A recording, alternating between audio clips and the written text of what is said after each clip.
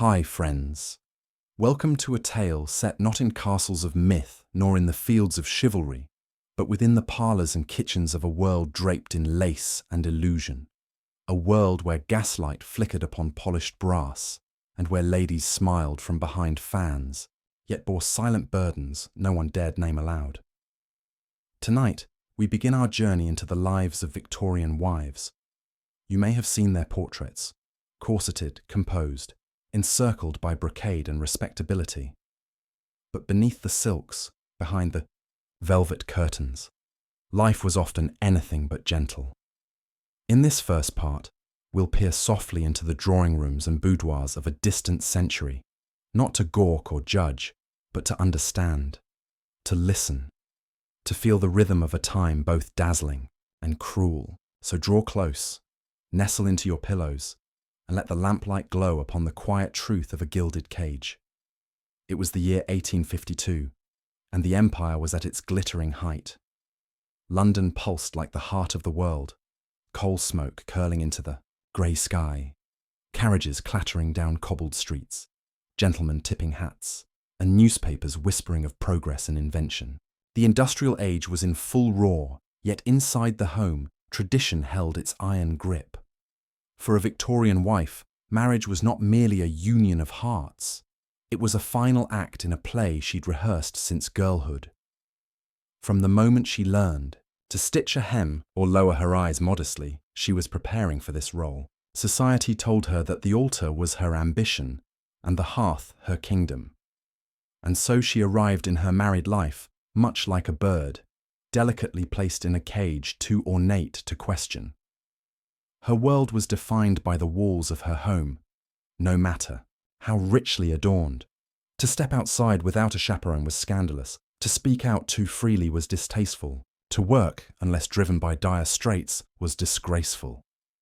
But what did this truly mean for the women who lived it? Meet Eleanor Whitcomb. Born to a family of moderate means, married at 19 to a solicitor 10 years her senior. Her trousseau was carefully prepared. Lace-trimmed nightgowns, ivory combs, and monogrammed linens.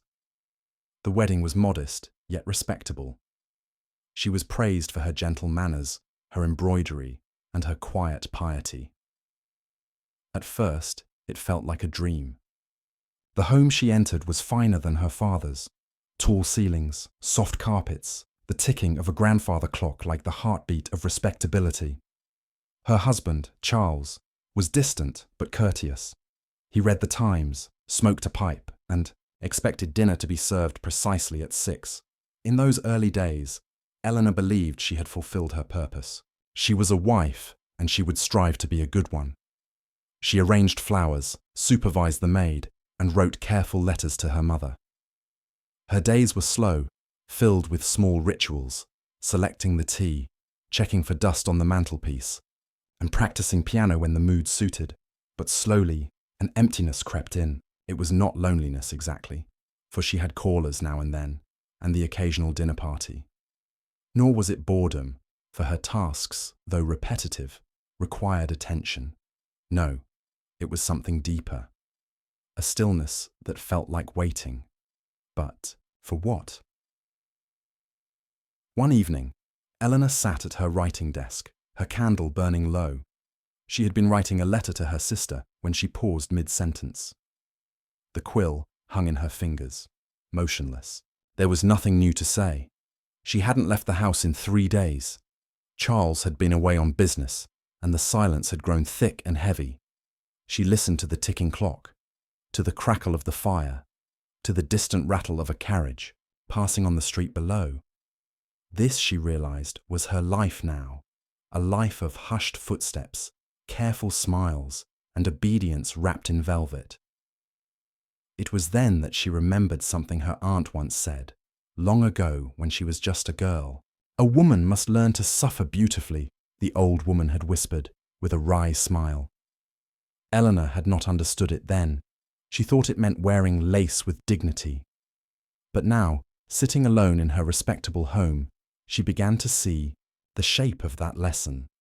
The truth was, Eleanor's world had little room for her own voice. She had no property of her own, It became her husband's the moment they wed. She could not vote, nor study at university, nor sign a contract without his approval. Even her body, by law, was his to command. And yet, no one called it cruelty. It was just the way of things. Outside, the world was changing. Telegraph wires stretched across the countryside, and steam trains thundered past sleepy hamlets. But inside the home, time stood still. Women like Eleanor were to remain gracious, silent witnesses to their husbands' lives, raising children, and keeping order while their own dreams quietly withered. The Victorian wife was expected to be an angel of the house, a moral compass, a servant to domestic peace. She was to smile even when sorrowed, to endure even when ill, to please even when pained. And so, Eleanor lived each day like the one before, mastering the art of appearing content. Yet deep in her heart, questions stirred. Was this truly all she was meant for? Was there a place in the world for her thoughts, her stories, her hungers? She dared not ask aloud. Not yet. But the longing had begun. Morning came not with birdsong, but with the slow creak of the servants stirring below. The sun threaded gently through the lace curtains in Eleanor's room, brushing the edge of her pillow with a golden hush. She opened her eyes quietly, as if not to disturb even the day itself. Another Wednesday. In the Victorian household, every day had a shape, a script, a rhythm, and Eleanor, like many wives of her time, had learned to move through her days like a ghost of herself, visible yet vanishing. After breakfast, which was always taken alone once Charles had departed for his office, she wandered the house with a kind of polite purpose. She inspected the silver to be polished. She offered the cook her approval of the luncheon plan: cold lamb with mustard sauce, a boiled pudding. She nodded gently when the maid showed her a tear in one of the guest sheets. These were her duties. Not vital, not invigorating, but quietly demanded. As she passed the hall mirror, Eleanor paused. For a moment, she studied the reflection not as herself, but as someone else might see her. 22 years old. Auburn hair arranged in a modest twist, a high lace collar, pale hands, composed eyes. But there was something missing, something behind the eyes that had slowly, imperceptibly, faded. In girlhood, she had laughed without restraint. She'd climbed trees once, though she had been scolded for it. She had even tried writing stories, tales of heroines who sailed the seas or rode into battle.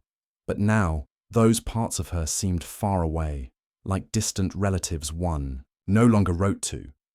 The art of being a Victorian wife was, in many ways, the art of disappearing. Not in body, of course. A wife's presence was expected. At dinner parties, in church pews, at her husband's side when required. But her opinions, her ambitions, her eccentricities, those were gently smoothed away, like wrinkles in fine linen. She remembered once mentioning politics at the table, just a casual remark about the Corn Laws. Charles had blinked in surprise and chuckled politely. "My dear," he said with the tone of one correcting a child, "leave such matters to the men." It wasn't cruel. He hadn't raised his voice, but from that moment on, she had learned. There were many such lessons, like how to laugh at jokes she didn't find funny, how to nod when disagreeing, how to say she was a little tired instead of unhappy, how to pour tea as though it were a form of prayer. In the afternoons, she would often read. Not the books she loved as a girl, no more tales of heroines, but the sorts of volumes deemed proper for women, etiquette manuals, religious devotionals, and serialized moral romances. Her favourite was a little book called The Language of Flowers. It spoke in hushed tones about the hidden meanings of roses and lilies and ferns. To the outside world, Eleanor was a success, a model wife. She hosted tea with grace, managed her home efficiently, and never caused a scene. But inwardly, she was growing fainter by the day. There was a moment, just a flicker, that changed something. It happened during a visit to her cousin's home in Bath.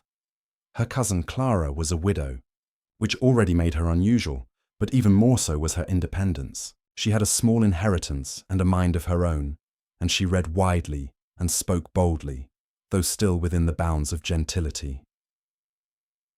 They sat by the window one rainy afternoon, sipping lemon tea, the air thick with the scent of coal and damp earth.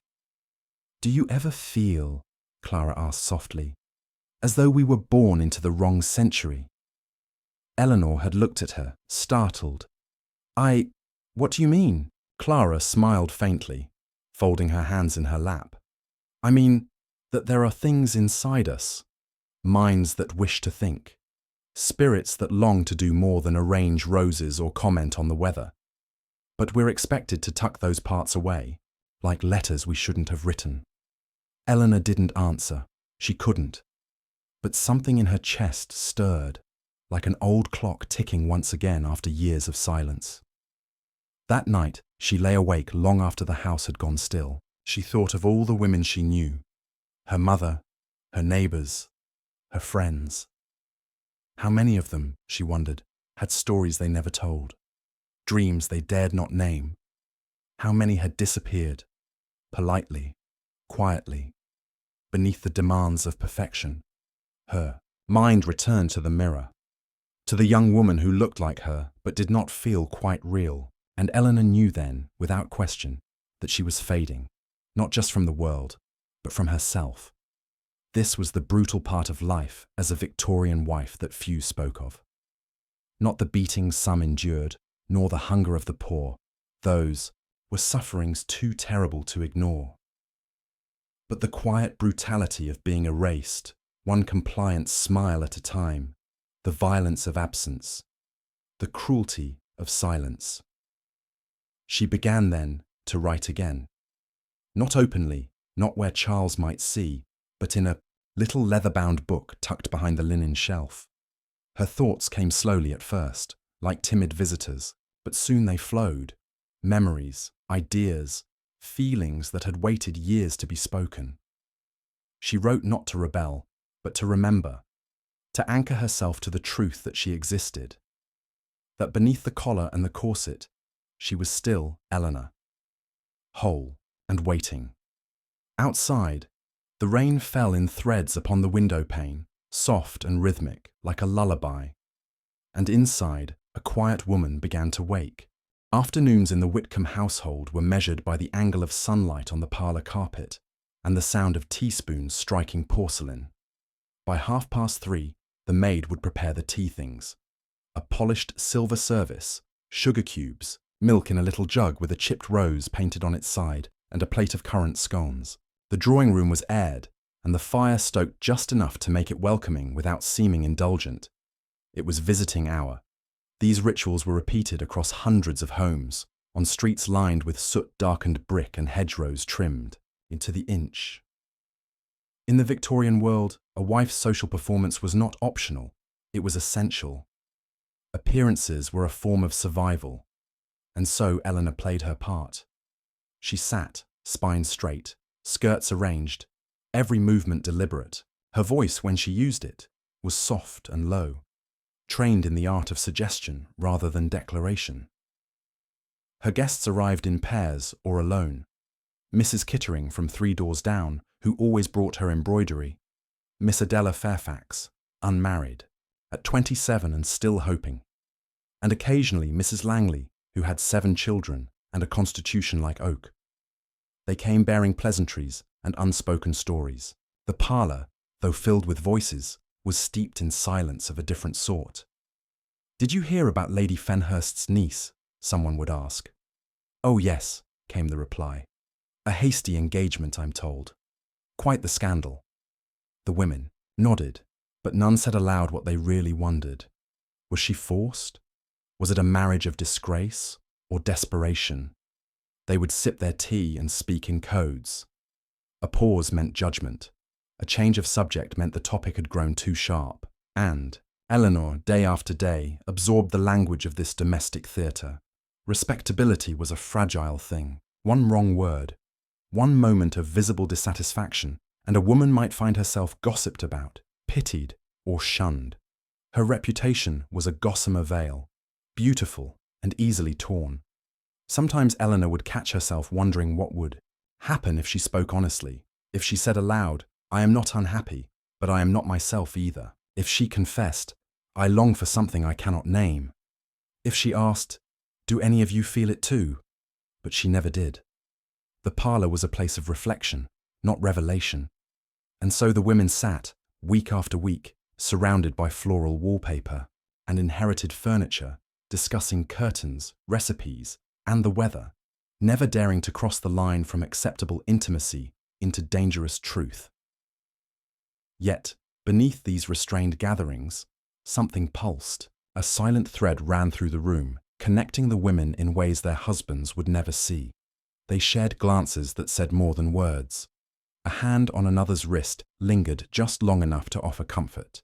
A sigh, quickly masked with a sip of tea, told of sleepless nights or quarrels not spoken of.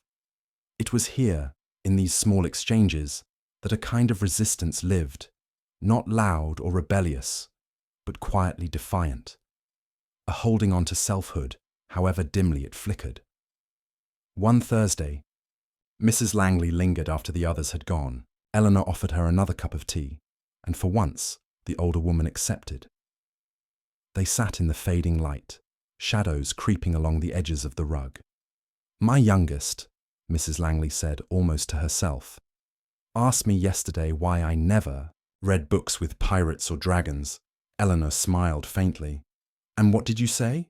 Mrs. Langley's eyes, grey and tired, met hers. "I told him those stories aren't meant for mothers, but I used to love them, you know. Before all this." She gestured vaguely, and Eleanor understood. "I used to write," Eleanor admitted, surprising herself. "Not anything grand, just stories."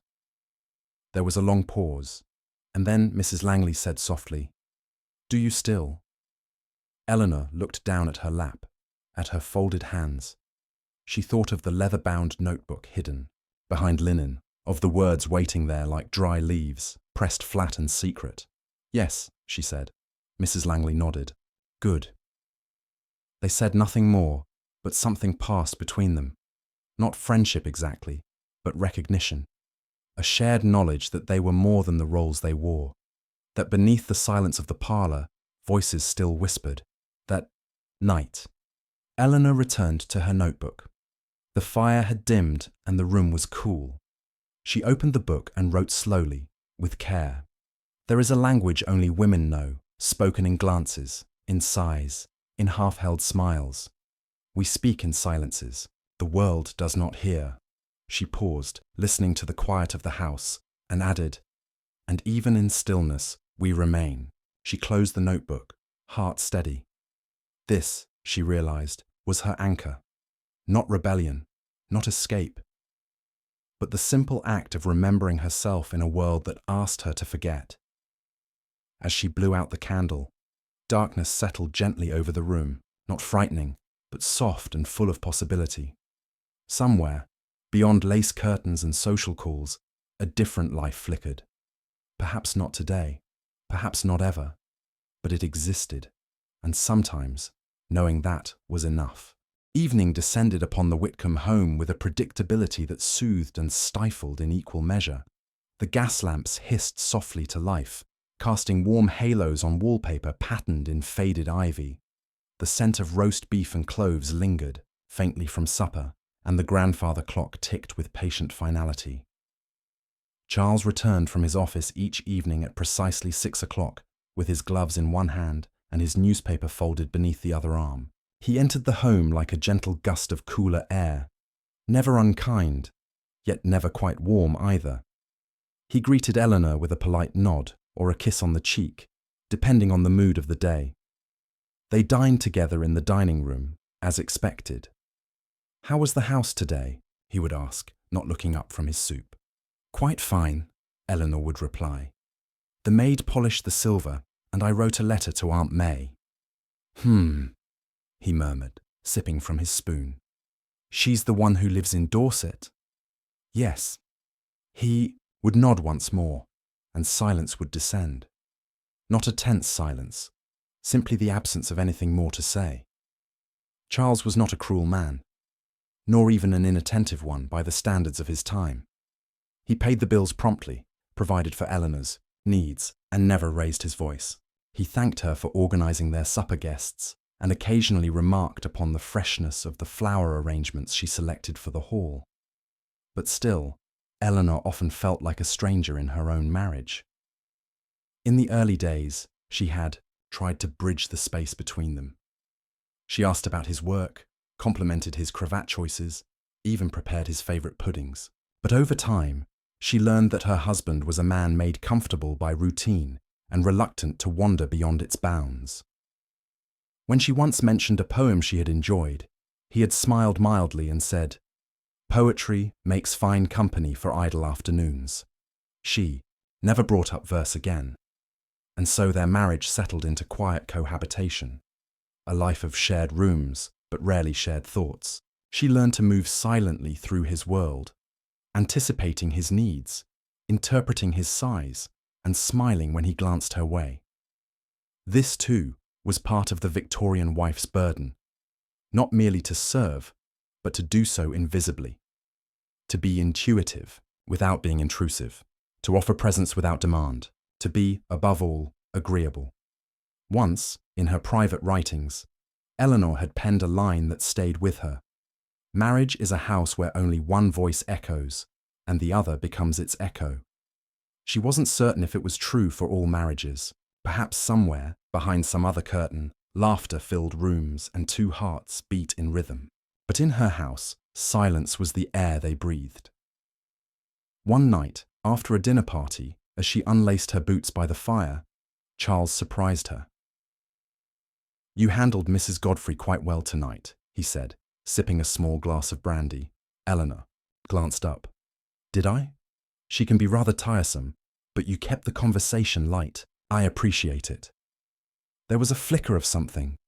Recognition. Affection. "Thank you," she said softly. He stared into his glass for a moment. Then, almost as an afterthought, added, "You've become very good at this life." At first, Eleanor felt a quiet pride. But as she turned the words over in her mind later that night, they settled into something heavier. Good at this life. Not happy in it. Not cherished. Simply competent. It was not a failure of love, perhaps, more a failure of intimacy, and it was a common one. For in Victorian marriages, affection was assumed to be a luxury, not a necessity. Companionship, at least as equals, was a foreign concept to many couples. Men were raised to lead and provide, women to yield and endure. Romance, if it existed at all, belonged to the courting phase. After the vows were spoken, roles took over. Husband and wife became parts in a machine of propriety. And yet, late at night, when the house was dark and the bed shared, Eleanor sometimes imagined what it might feel like to be truly known, not admired or managed or praised, but seen, held not only in arms, but in understanding. She never told Charles what she wrote in her notebook, not because she feared him, but because she knew he wouldn't quite understand why she needed it. He had his ledgers, his brandy, his routine. She had her ink, her candle, her hidden pages, and in that difference lay a quiet chasm neither one dared to cross. One evening, Eleanor sat beside him in the parlour. He read his newspaper, occasionally muttering over a headline. She stitched a hem on one of his shirts, her needle moving methodically through linen. "Do you ever wonder," she asked suddenly, "what life would be like if we had chosen differently?" Charles lowered the paper just slightly. "Differently?" "Yes. If you had married someone else. If I had, I don't know, taught perhaps, or never married at all." He frowned, not with offence, but with confusion. "Why think on such things?" She smiled faintly. "Just curiosity." He paused, then returned to his paper. "Such musings lead nowhere," he said, and that, Eleanor thought, was the essence of their world. A place where wondering was unwelcome, where the map was already drawn. and one strayed from it only in dreams. Still, she held on to her musings, not because she wished to leave, not because she hated her husband, but because somewhere, in the quiet between two people, a piece of herself still waited to be found, and she would not let it disappear completely. Spring arrived, not with songs and sunlight, but with damp mornings and the scent of thawing earth. In the garden behind the Whitcomb house, daffodils fought to bloom through the chilled soil. Buds peeked from bare branches, trembling against the lingering wind. And Eleanor, curled beneath a knitted shawl on the drawing-room chaise, felt a stirring inside her, not of season, but of life. She had missed her courses for 2 months. Her appetite had changed, and a drowsy heaviness hung about her, as if her limbs belonged to someone else. The housekeeper noticed first, commenting on her pallor with a knowing look. Then the doctor confirmed what Eleanor had already begun to suspect. She was with child. Charles, upon receiving the news, had smiled with quiet approval. He touched her shoulder, almost tenderly, and said, "Good, that's very good." And so began Eleanor's passage into the next chamber of Victorian womanhood, motherhood, the highest calling, the purest joy, the sacred duty. At least, that was what the book said. There were volumes in the drawing room, gifted to her upon her marriage, that described in florid prose the glory of maternal sacrifice. A woman, they said, found her truest self through childbirth. Her soul, refined by pain and love, would shine all the brighter for it. Eleanor read these passages with a mixture of hope and unease. She wanted to believe them. She wanted this to be her transformation, her triumph, her fulfillment, but the reality was far less poetic. Her body betrayed her in slow, creeping ways. Morning nausea gave way to aching joints. Her skin stretched tight across her growing belly. Sleep became elusive, interrupted by cramps or restlessness. And through it all, she smiled. She nodded. She thanked her well-wishers, because to complain was unseemly, because a true lady bore her discomforts with grace. By the 6th month, she could no longer lace her own boots. Her walks were shortened to the front garden.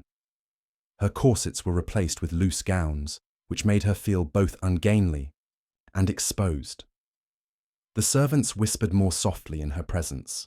Charles, ever courteous, began speaking to her in the same tone one might use for delicate porcelain. She was no longer simply Eleanor. She was the expectant mother, a vessel, a symbol, an object of anticipation. The baby moved for the first time on a rainy afternoon. She was seated by the window, watching droplets trace lazy paths down the glass, when she felt the flutter, strange, unfamiliar, like the brush of a moth's wing inside her.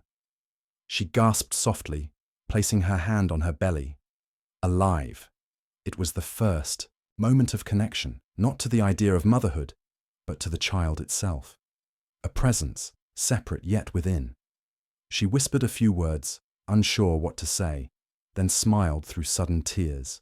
And yet, even that sacred moment she kept to herself. It felt too private, too fragile to share with a world that saw her more as function than feeling.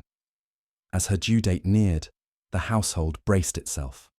A midwife was arranged, clean linens prepared, hot water readied. Eleanor was moved into the upstairs room with more air and less noise. And then, one grey morning, the pains began. They came like waves, slow at first, then faster, then relentless. The midwife arrived. Charles hovered in the hallway before disappearing downstairs. Eleanor was left to endure in the company of women who had seen this many times before. The pain was immense. Not poetic, not sacred, just raw and all-consuming. She cried out. She gripped the sheets. She gasped for breath.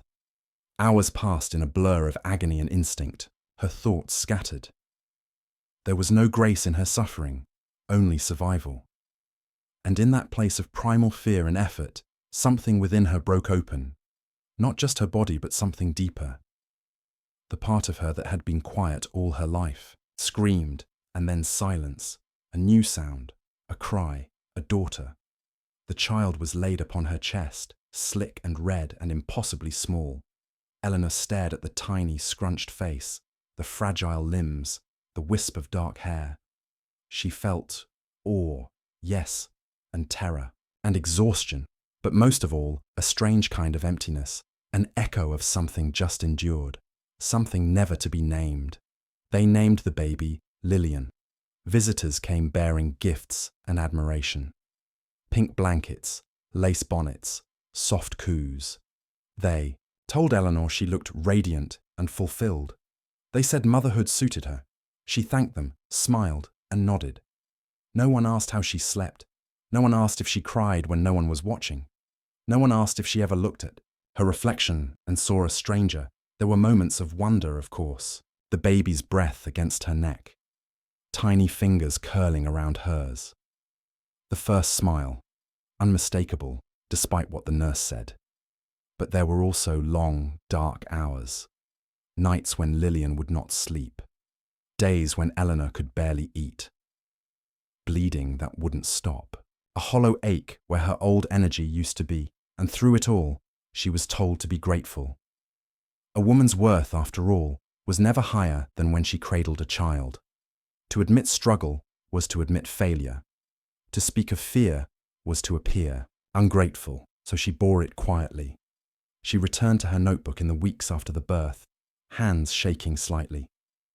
She wrote, "They call it a blessing, and it is, but blessings can bruise, and love, when poured too deeply, can hollow a woman out." She didn't resent her child, she adored her. But she mourned quietly the pieces of herself that seemed to drift farther away each day, and she longed, more than ever, for a world that would allow her to be both a mother and a self, not just a symbol of virtue, but a woman still whole.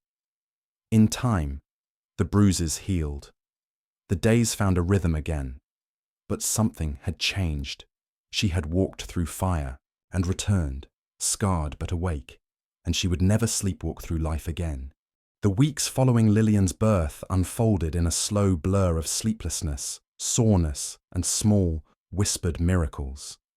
Eleanor found herself tracing the curve of her daughter's cheek in the twilight, marveling at how something so new, so small, could command her world so entirely. But the world around her had its expectations.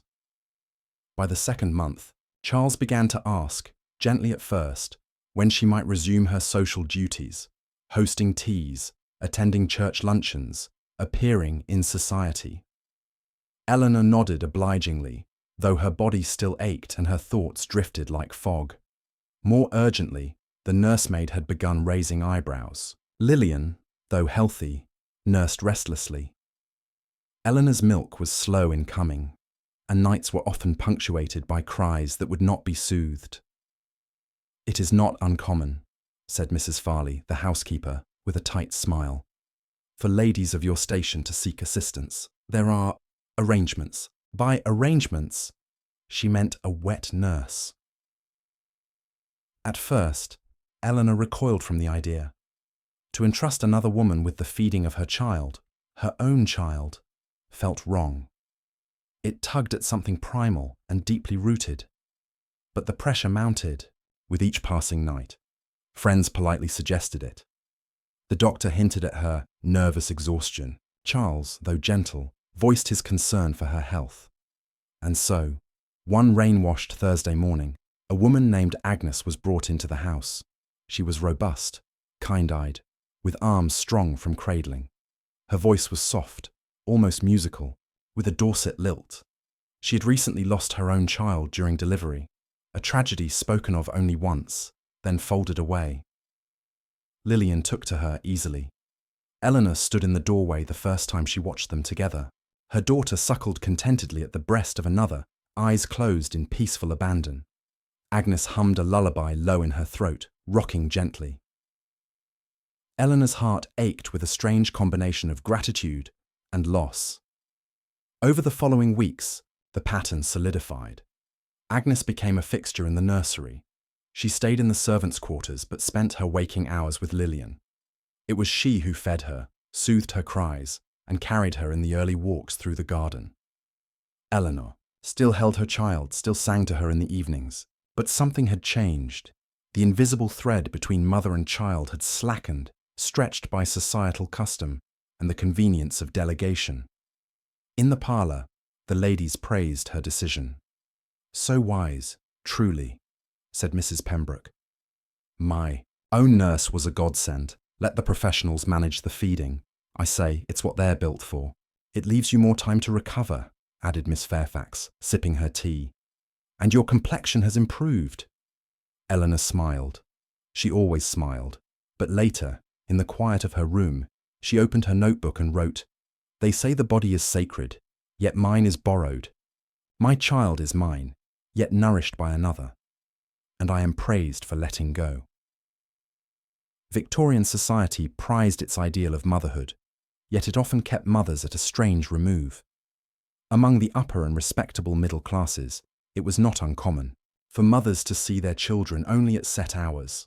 Infants were often cared for by nannies, taught by governesses, and paraded for visitors like cherished curios rather than kindred spirits. Love was encouraged, but at a distance. Too much attachment was frowned upon.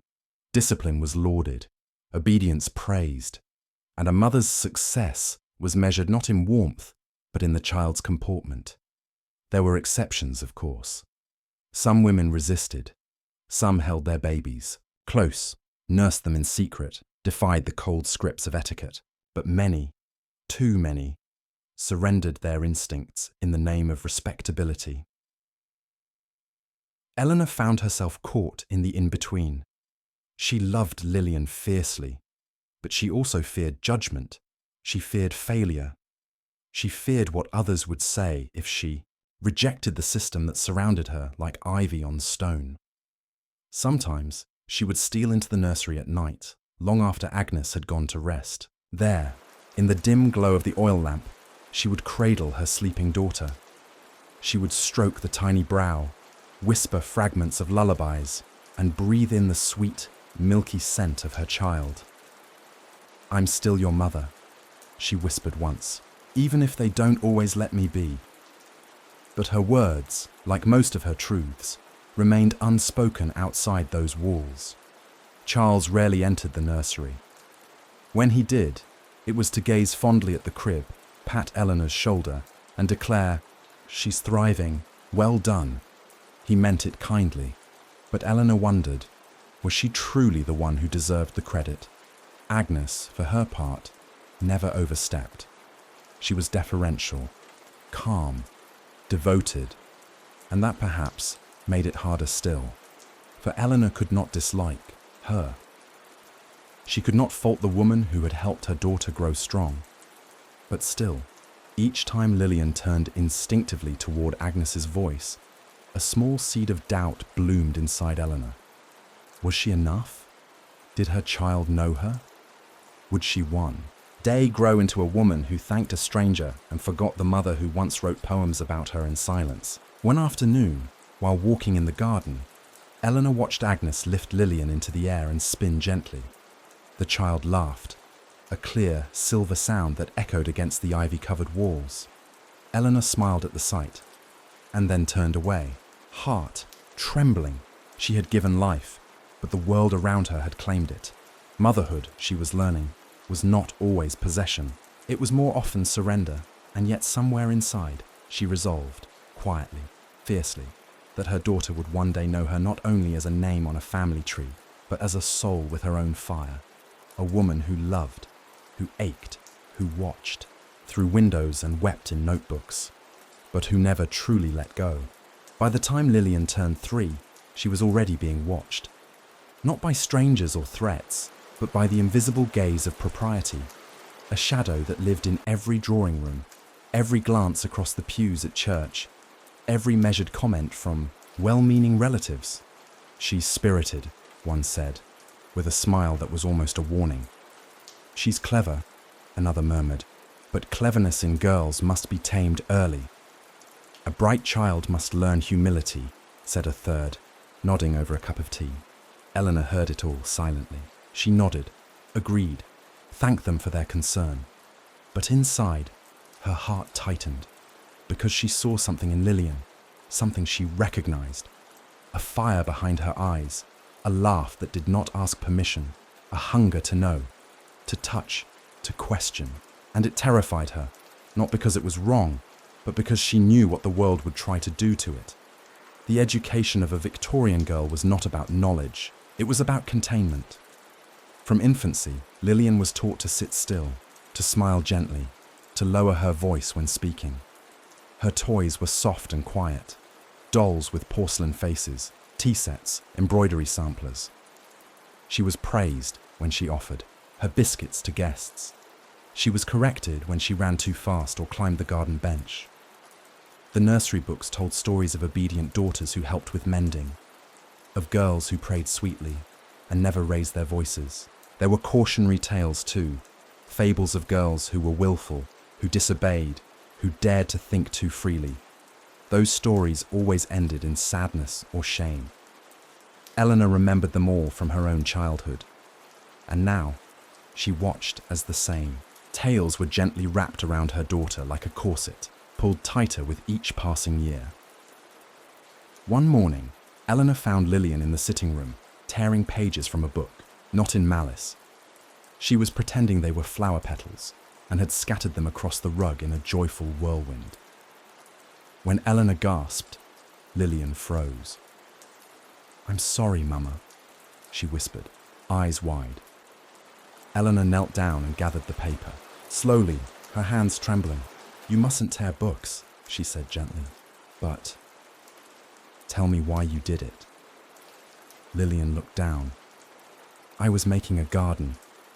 And in that moment, Eleanor's heart broke. Not with anger, but with love. Because the child saw poetry where others would see mischief. Because she imagined, she held her daughter close and whispered, "Next time, we'll make a garden from real flowers, and we'll read stories in it." But such freedoms were rare. Lessons began soon after. Not letters or numbers, not yet, but posture, etiquette, music. Lillian was taught to curtsy, to speak when spoken to hold her spoon like a little lady. A governess was engaged, Miss Hartwell, a woman of restrained speech and strict smiles. "She is bright," Miss Hartwell remarked after her first week, "but impulsive. We must temper that before she grows much more."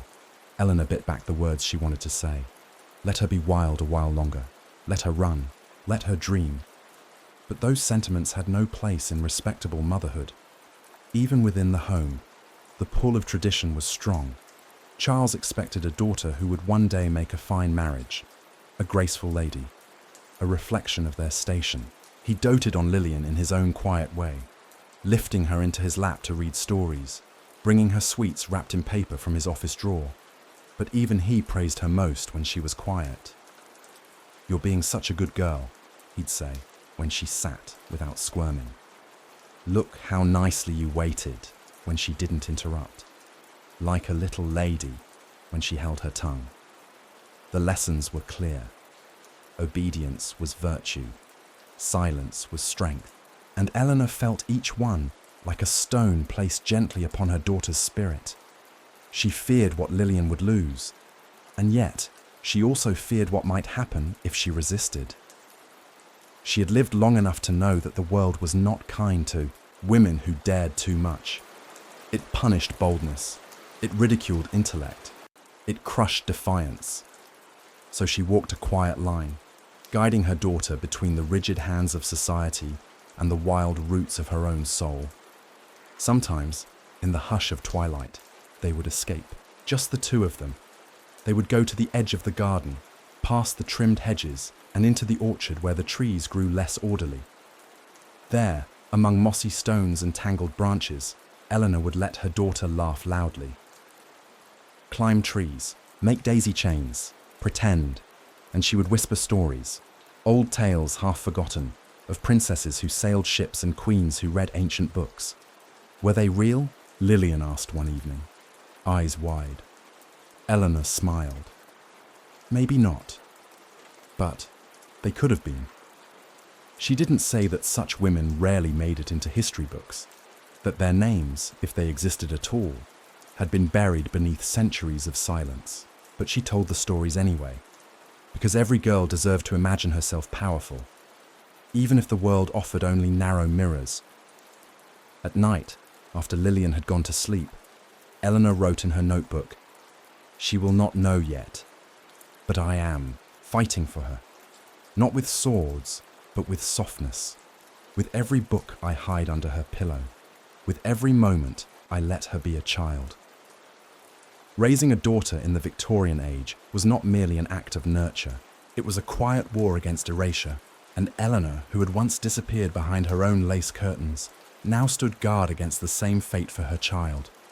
She could not change the world, not yet, but in the garden, in the shadows, in the whispered stories and hidden poems, she could plant the seeds.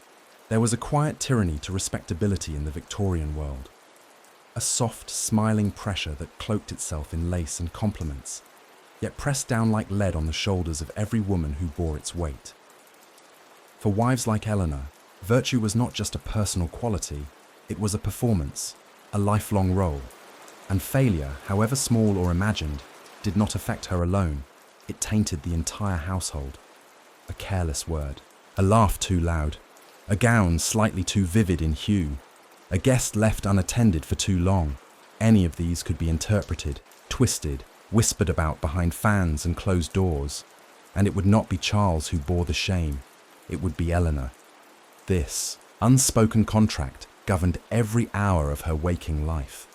She had learned early on that she was not only responsible for her own behavior, but also for the way her servants acted, the manner in which her child behaved in public, the freshness of the flowers in the guest room, even the aroma of their supper on a Sunday evening. It was not enough to be good. She must be seen as good, always, and the watching never ceased. At church, eyes scanned the pews, noting who knelt with appropriate reverence, who sang too quietly, who wore last year's bonnet. In town, shopkeepers measured status with a glance, offering different smiles for different purses. At dinners, other women listened to each other's small talk, like hounds scenting weakness beneath perfume. Eleanor moved through this world like a dancer on a narrow beam, balancing, smiling, correcting course with subtle gestures. It exhausted her, but she bore it, as so many did, because to slip even once could mean ruin. She remembered a woman from her childhood, Mrs. Dalton, once praised for her elegant luncheons and her charitable work. One winter, whispers began about her husband's debts. She took to staying indoors. Then came rumours of melancholia, of missed appointments, of a raised voice overheard in a shop. By spring, she was no longer invited to luncheons. Her name, when mentioned, was accompanied by sighs and lowered voices. Eleanor had never seen her again. Women, she had learned, could vanish without ever leaving their homes. Respectability could not be reclaimed once questioned, and so she protected hers like a fragile heirloom. Even in illness, she remained composed. Even in sorrow, she smiled. She wrote thank you notes by hand, always on proper stationery. She remembered the birthdays of every clergyman's wife in their circle. She feigned delight over new hat styles and rehearsed polite laughter for the 100th retelling of a gentleman's anecdote.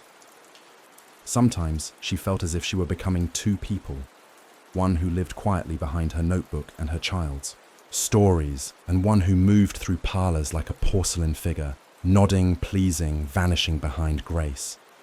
But there was no alternative. Respectability was currency. It purchased security. It protected Lillian's future. It kept Charles's professional reputation intact. And so, Eleanor guarded it fiercely, even when it cost her sleep, even when it made her feel less like a person and more like a symbol. One evening, during a dinner party, the conversation turned to a recent scandal in a neighbouring parish.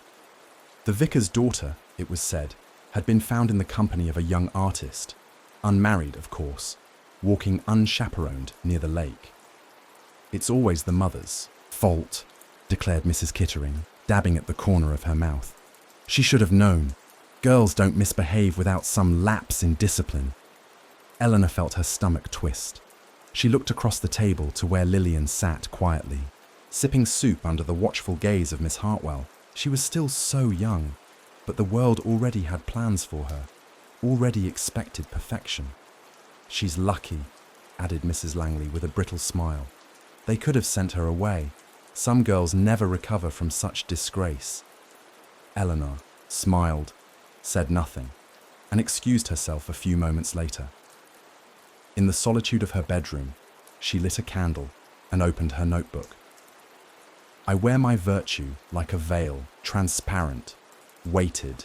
It blinds and binds, and no one asks if I am warm beneath it. She paused, then added, when I falter, it will not be my name they whisper, but my daughter's, and so I must not falter. It was a cruel irony. Women were told that their morality was their power, that by being pure, composed, and modest, they could elevate their families. But in truth, that morality was a chain. A single misstep could unravel everything. Even grief had to be curated. When Eleanor's sister died of consumption, she was allowed a week of mourning, black dresses, covered mirrors, fewer social calls. But after that, she was expected to move forward with grace, to host again, to smile again, to nod when someone said, "At least she's in peace." No one asked if Eleanor missed her.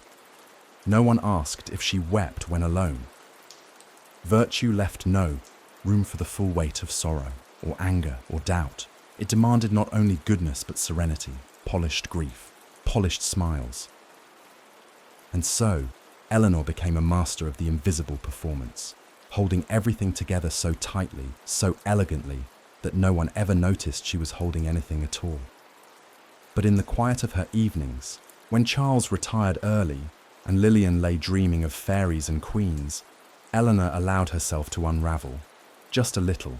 She wrote not for posterity, not even for clarity, but simply to remember who she was beneath the performance.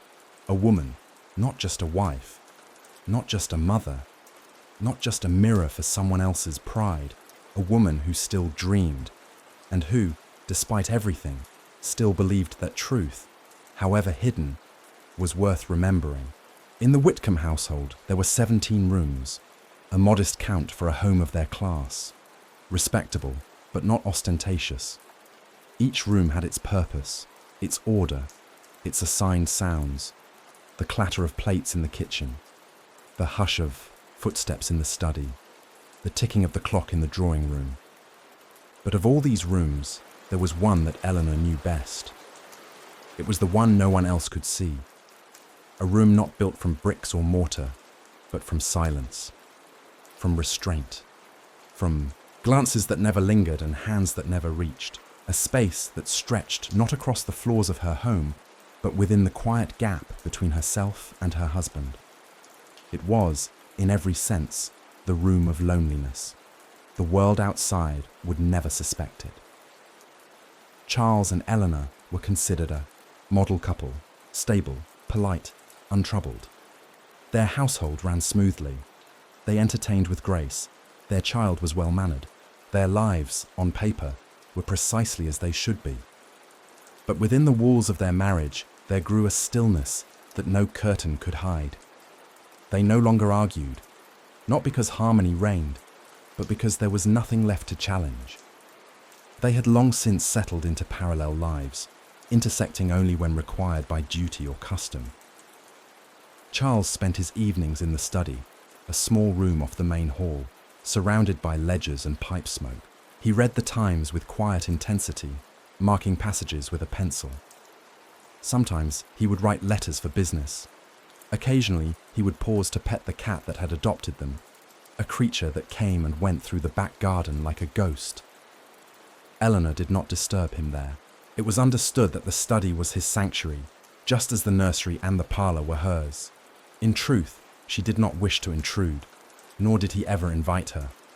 She wondered sometimes what thoughts lived in his mind, what fears, what hopes, whether he missed the sound of her laughter, once so easy, now so rare, whether he even noticed its absence.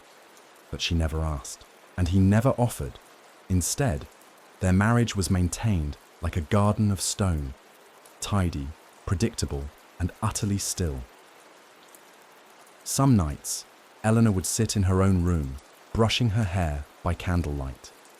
The mirror reflected her face with brutal honesty, eyes that once sparkled, now dulled by repetition, skin pale from too many days indoors, a woman neither young nor old, neither joyful nor sorrowful, simply present. She would wonder, is this what all marriages become? A kind of quiet companionship without communion? A ship shared, but sailed on different stars? She remembered the days when Charles used to bring her little gifts, a sprig of lavender, a book of verse.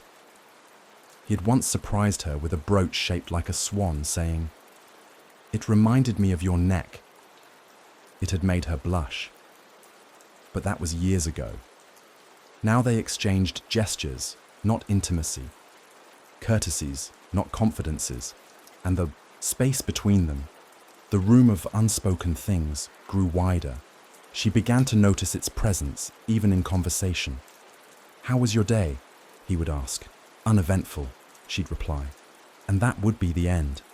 Not because there was nothing more to say, but because the things she wanted to say were not welcomed. "I feel invisible. I miss being touched.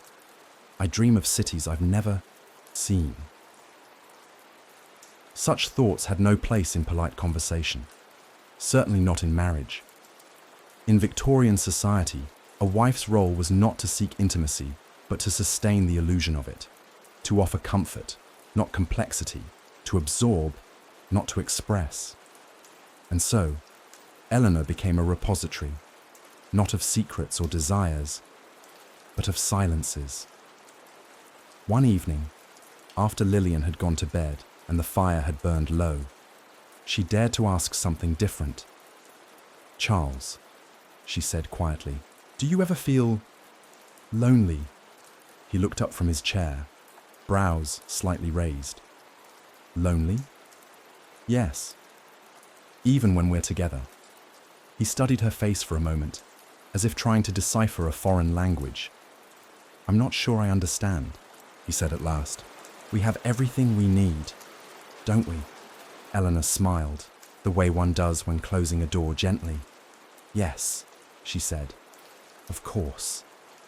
And the moment passed. Later that night, in the solitude of her room, she opened her notebook. A house with 17 rooms, but no room for the heart. We share a table. We share a child. We do not share our dreams. She wondered what might have been different had they lived in another time. A world where a wife could speak her truth without fear of appearing ungrateful. A world where a husband could admit vulnerability without surrendering stature. But this was not that world. This was a world where marriages were made of appearances, where love was optional but duty was not, where loneliness wore a wedding ring and slept in the room next door. And so, Eleanor continued to live within her house of many rooms. She dusted, she hosted, she read bedtime stories and poured afternoon tea. She smiled when spoken to and wept only behind closed doors. Yet, through it all, she wrote, because the page did not ask her to be agreeable. The page did not flinch at the truth. The page, at least, let her be real. And in that small rebellion, she found a kind of companionship more honest than anything her marriage had offered in years. She did not hate Charles. She did not blame him. He too was a prisoner of their time. But she knew, in her quiet, unwavering heart, that love was more than shared walls and shared names. And until she could speak it aloud, she would write it, word by word, room by room, until she remembered the sound of her own voice. There was a small writing desk in the corner of Eleanor's room, set near the window where the light was best in the late morning. It was not ornate, nothing more than a walnut surface and a drawer that stuck, but it was hers, or rather, it was meant to be. She had chosen it herself during a trip to a furniture shop on High Street shortly after her wedding. Charles had asked as they wandered the aisles. "What would you use it for?" "Oh, letters," she said, "and perhaps some stories." He smiled politely. "You're not one of those women who fancy themselves authoresses, are you?" She had laughed then, softly as expected, and said, "Of course not." But in her heart, she'd imagined it, a quiet space of her own, a place where she could set her thoughts to paper without interruption or need for apology. A room, not for guests, not for children, not for duty, but for herself. She never got that room, not truly. Even her writing desk, modest as it was, served double roles. It held her correspondence, her housekeeping ledgers, the calling cards of visiting neighbours. Charles occasionally left his receipts there when his study grew cluttered. The housekeeper placed swatches of fabric upon it for approval. And so the desk, like everything else, belonged to the household before it belonged to Eleanor. The idea of a woman having a room of her own was, in the Victorian mind, almost laughable. What could she need it for? Her place was the home, and the home was shared. Shared with husband, child, servants, expectations. Her body belonged to the marriage, her voice to her social duties. Her mind, if used, was to be devoted to scripture, recipes, or the delicate art of pleasing. There were drawing rooms, but they were for guests. Boudoirs, but they were for grooming. Nurseries for the children. Studies for the men. Nowhere did a woman simply exist for herself. Even Eleanor's dreams were borrowed, shaped by the world around her. She had imagined herself happy not with a story published or a journey taken, but with a husband pleased, a child admired, a reputation intact. It was only now, with years passing like mist, that she began to notice the ache of that absence. Not physical pain, but a hollow space where possibility should have been. The absence of freedom, the absence of solitude, the absence of permission. Once, in a rare moment of candor, she had confessed to Clara, her cousin, the widow, that she sometimes longed to write seriously, to spend hours uninterrupted, to think and rework and pursue a thought to its end. Clara had looked at her with a mix of affection and sadness. "You'd need time for that," she said. "And time, for women, like us, is never ours. It belongs to everyone else." Eleanor had nodded, knowing it was true. She had read, in a borrowed copy of a woman's journal, that female authors often used male names to publish their work. The Brontes had done so. Even Miss Evans, so brilliant, wrote as George Eliot. They had carved rooms for themselves with sheer talent and the clever mask of a masculine name. Eleanor admired them, but she also feared them, because such women were whispered about. Their work was praised, yes, but their lives were picked apart. They were labelled eccentric, unladylike, improper. A wife could not afford to be any of those things. So she wrote, in her notebook, always by candlelight, and never for anyone else's eyes. Her words were a kind of invisible ink, truths that existed only in silence. One afternoon, while dusting, the maid nearly discovered it. Eleanor had left the book half hidden, behind the linen stack, and the girl had pulled it free by accident. Her hand froze when she saw the pages. "Beg pardon, ma'am," she stammered, offering it back. Eleanor took it quickly, her fingers trembling. "Thank you, that's all." The girl curtsied and left. Nothing more was said. But for the rest of the day, Eleanor could not stop thinking, what if someone else had found it? Charles? A guest? What would they have thought? She would have been asked why she wrote such things, why she dwelled on loneliness, why she questioned her place. They would have seen it as discontent. And discontent in a woman was dangerous. It implied ungratefulness, rebellion, madness. And so she kept her words locked behind habit and hesitance. She played her part. She smiled and nodded, and at night, when the house grew still, she returned to the pages, and whispered her truth to the only space that listened. In one entry she wrote, "I have a mind that wanders, but no map to follow it. A voice that dreams aloud, but only into cloth and dust." The writing didn't change her life. It didn't give her freedom. It didn't provide a room with a door she could close and lock. But it gave her a place within herself. A secret room, small, flickering, but utterly her own. And in that space, where no husband watched, no neighbor gossiped, no child needed tending, Eleanor remembered that she was more than a role. She was a person, whole, wanting, alive, and even if the world never knew that part of her, she would know it. And that for now would have to be enough. There was a phrase Eleanor heard often as a girl, whispered in parlors, etched in books, admired in sermons and poetry: the angel in the house. It was not a compliment so much as a command.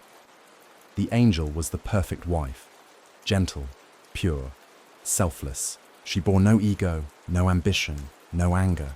Her needs were invisible, her patience endless. She was the calm in the storm of male existence, the moral compass, the smiling silence behind her husband's power. The angel was everything a Victorian woman was meant to be. Eleanor had never questioned this image. It was everywhere, in paintings and literature, in nursery rhymes and wedding vows. Even her schooling, limited though it was, echoed the same refrain: virtue before desire, service before self. She remembered a poem once recited at a ladies' gathering. She moves with grace, she speaks with care. Her joys are soft, her burdens rare. She keeps her home in sacred peace and asks of life no grand release. At the time, Eleanor had smiled. The other women had nodded in approval. But now, years into her marriage, with a child to raise and a silence to maintain, she began to wonder, who was that woman?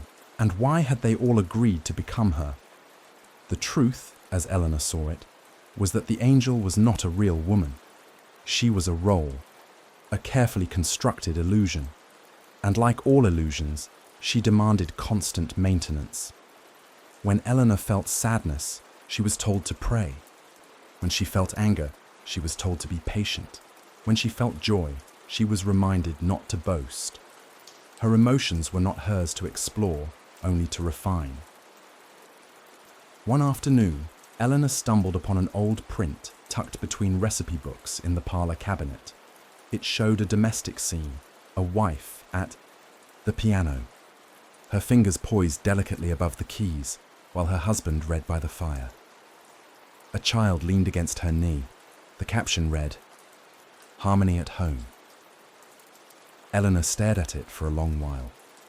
There was no sign of fatigue in the woman's eyes, no hunger, no longing, just serenity, as if she were not entirely human, but something softer, less real, more manageable.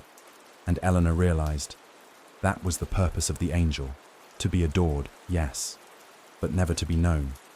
The ideal Victorian woman was elevated so high that she ceased to exist in flesh. She became a statue, admired but unmoving, beautiful but silent, sacred but sacrificed. And the more Eleanor strove toward that ideal, the farther she felt from herself. She had learned, over time, to edit even her simplest reactions. When Lillian spilled ink on her dress, Eleanor smiled instead of scolding. When Charles forgot their anniversary, she praised his latest account book. When a neighbor made a cutting remark about her complexion, she thanked her for the advice. She swallowed her instincts and replaced them with gentility, because to speak too sharply was unladylike. To correct a man was disrespectful. To assert one's view was difficult. Even joy had its limits. Too much laughter was seen as giddy, too much passion, unfitting. And so, Eleanor danced the delicate dance of moderation, of making herself smaller, softer, simpler. She performed the role of the angel with skill, but sometimes, alone in the twilight, she would stand at the mirror and ask quietly, "Where am I beneath all this?" There was no answer. And that was the hardest part. Not the labor of the day, not the expectations, but the slow erosion of identity. The way the angel's wings grew from her back, not as blessings, but as burdens. She began to notice the same strain in other women, in Mrs. Langley's drawn face, tight with effort not to complain, in Miss Hartwell's rigid posture, forged from years of watching herself be watched. Even in her own mother, whose letters were filled with pleasantries but never opinions. They were all performing, all disappearing in the same costume. One evening, Eleanor sat at her writing desk and penned a confession. The angel is a cage, a crown of thorns with lace sewn over. We praise her because she asks nothing, and so we give her nothing in return. She stared at the words, then crossed them out. Not because they were untrue, but because they were too true. She feared what might happen if someone read them, feared what she herself might do, having admitted it. That night, as she tucked Lillian into bed, the child asked, "Mama, are you happy?" The question came like a dropped stone in a still pond. Eleanor hesitated, smiled, kissed her forehead. Yes, dearest. And yet, long after Lillian had fallen asleep, Eleanor's mind echoed with the question, "Are you happy?" What a simple, terrifying question. Not, "Are you dutiful?" Not, "Are you proper?" Not, "Are you respected?" Just, happy. And in the quiet of her room, Eleanor whispered a truth she had never dared say aloud. No, not entirely. Not because she lacked love, not because she was mistreated, but because she was unseen. Seen as a wife, as a mother, as a hostess, never as Eleanor. And so, she returned to her notebook, and this time she wrote, "I am not an angel. I am a woman who breathes and bleeds and breaks. I have thoughts that burn and questions that ache, and I will not vanish, not tonight." She closed the book, her breath slow, her hands steady. Perhaps she could not change the world, but she could begin in small ways to name herself again, not as angel, not as ideal, but as real, and maybe, just maybe, that was the beginning of freedom. There were days when Eleanor woke with a weight behind her eyes, not pain exactly, but a pressure, like storm clouds waiting beyond the windows of her thoughts. Nothing was wrong, not in any way the world would name. The fire was lit, the linens were fresh. Charles had not spoken harshly. Lillian was healthy and bright. The household moved with smooth grace. And yet she would sit at her window, hands folded in her lap, and feel hollow. She could not explain it, not to anyone. The silence pressed in around her like thick velvet. Her breath felt heavy. Her mind floated from task to task without anchoring. She dropped teaspoons without realizing. She wept at music she'd heard 100 times, and the worst part, she felt ashamed for it. Victorian society did not offer words for this kind of suffering, or rather, it offered only one: hysteria, a diagnosis spoken like a curse. A woman's illness, they said, born of delicate nerves, wandering wombs, or, more often, a failure to accept her proper station. There were pamphlets about it, cures, remedies, treatments that ranged from the absurd to the cruel. Rest cures, which demanded total inactivity in darkened rooms. Water cures, where the body was plunged into cold baths to restore reason. And of course, the ever-persistent advice: get more fresh air, less reading, fewer ideas. Because thinking, they warned, was dangerous in women. Eleanor had heard whispers of neighbours, wives who had been sent away to rest homes when their sadness grew too thick to hide. She had seen them return weeks later, thinner, paler, quieter, smiling too often, speaking too softly, and she knew then, to admit despair was to risk being unmade, so she kept it hidden. On days when the shadows grew too loud, she would bury herself in small tasks, mending seams, arranging flowers, polishing silver. Not out of joy, but desperation. To move was to silence the ache. To do was to delay the fear. Some days it worked. Others it did not. One evening, while attending a ladies' circle at Mrs. Fairfax's home, a conversation drifted toward the topic of nerves. "My cousin," said one woman with a delicate laugh, "was prescribed bed rest for over a month. They say she wept in her sleep." "How dramatic," replied another. "Some women simply lack moral endurance." Eleanor said nothing.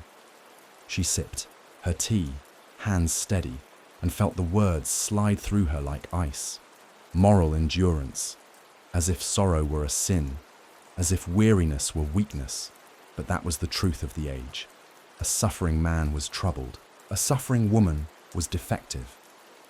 And so, Eleanor became a master of concealment. She smiled with precision. She laughed in the right places. She folded her sadness into the pages of her notebook, never into her voice. But at night, alone in her room, she would lie awake, staring at the ceiling, wondering, am I unwell? Or simply unheard? She didn't know. Once she tried to speak to Charles. Just a little, a seed of honesty. "I've felt tired lately," she said as they walked the garden path one cool evening. "Tired?" he repeated. "Not in body, in spirit." He frowned slightly. "You should rest more. Have Agnes take Lillian for a day. Perhaps a tonic, or a holiday." She nodded, thanked him, and let the moment pass. He meant well. She knew he did. But what she needed was not a holiday. It was a name for the weight she carried, a recognition that the ache behind her smile was real, not imagined, not hormonal, not improper. She began to read in secret. Books left behind by Clara, journals written by women in France, a thin volume by a doctor who suggested that emotional suffering in women might come from confinement, not illness. These texts didn't heal her, but they gave her something precious. Permission. Permission to feel, to question, to mourn the cost of a life lived entirely for others, and so she wrote. "They say I am tired, but it is not sleep I crave. It is a world with open doors. It is a name for my ache that does not end in shame." She knew she was not mad. She still loved her child. She still watered her plants. She still stitched and sang and supervised the staff. But inside she was fraying, not into chaos, but into quiet. A thread pulled loose, day by day, by the refusal of the world to let her be. One morning, while brushing Lillian's hair, the child looked up and asked, "Mama, why do you look sad sometimes when no one is speaking to you?" The question pierced like glass. Eleanor knelt, kissed her daughter's brow and said, "Because sometimes mamas carry stories no one else can see." And Lillian, with the wide compassion only a child possesses, replied, "I see you."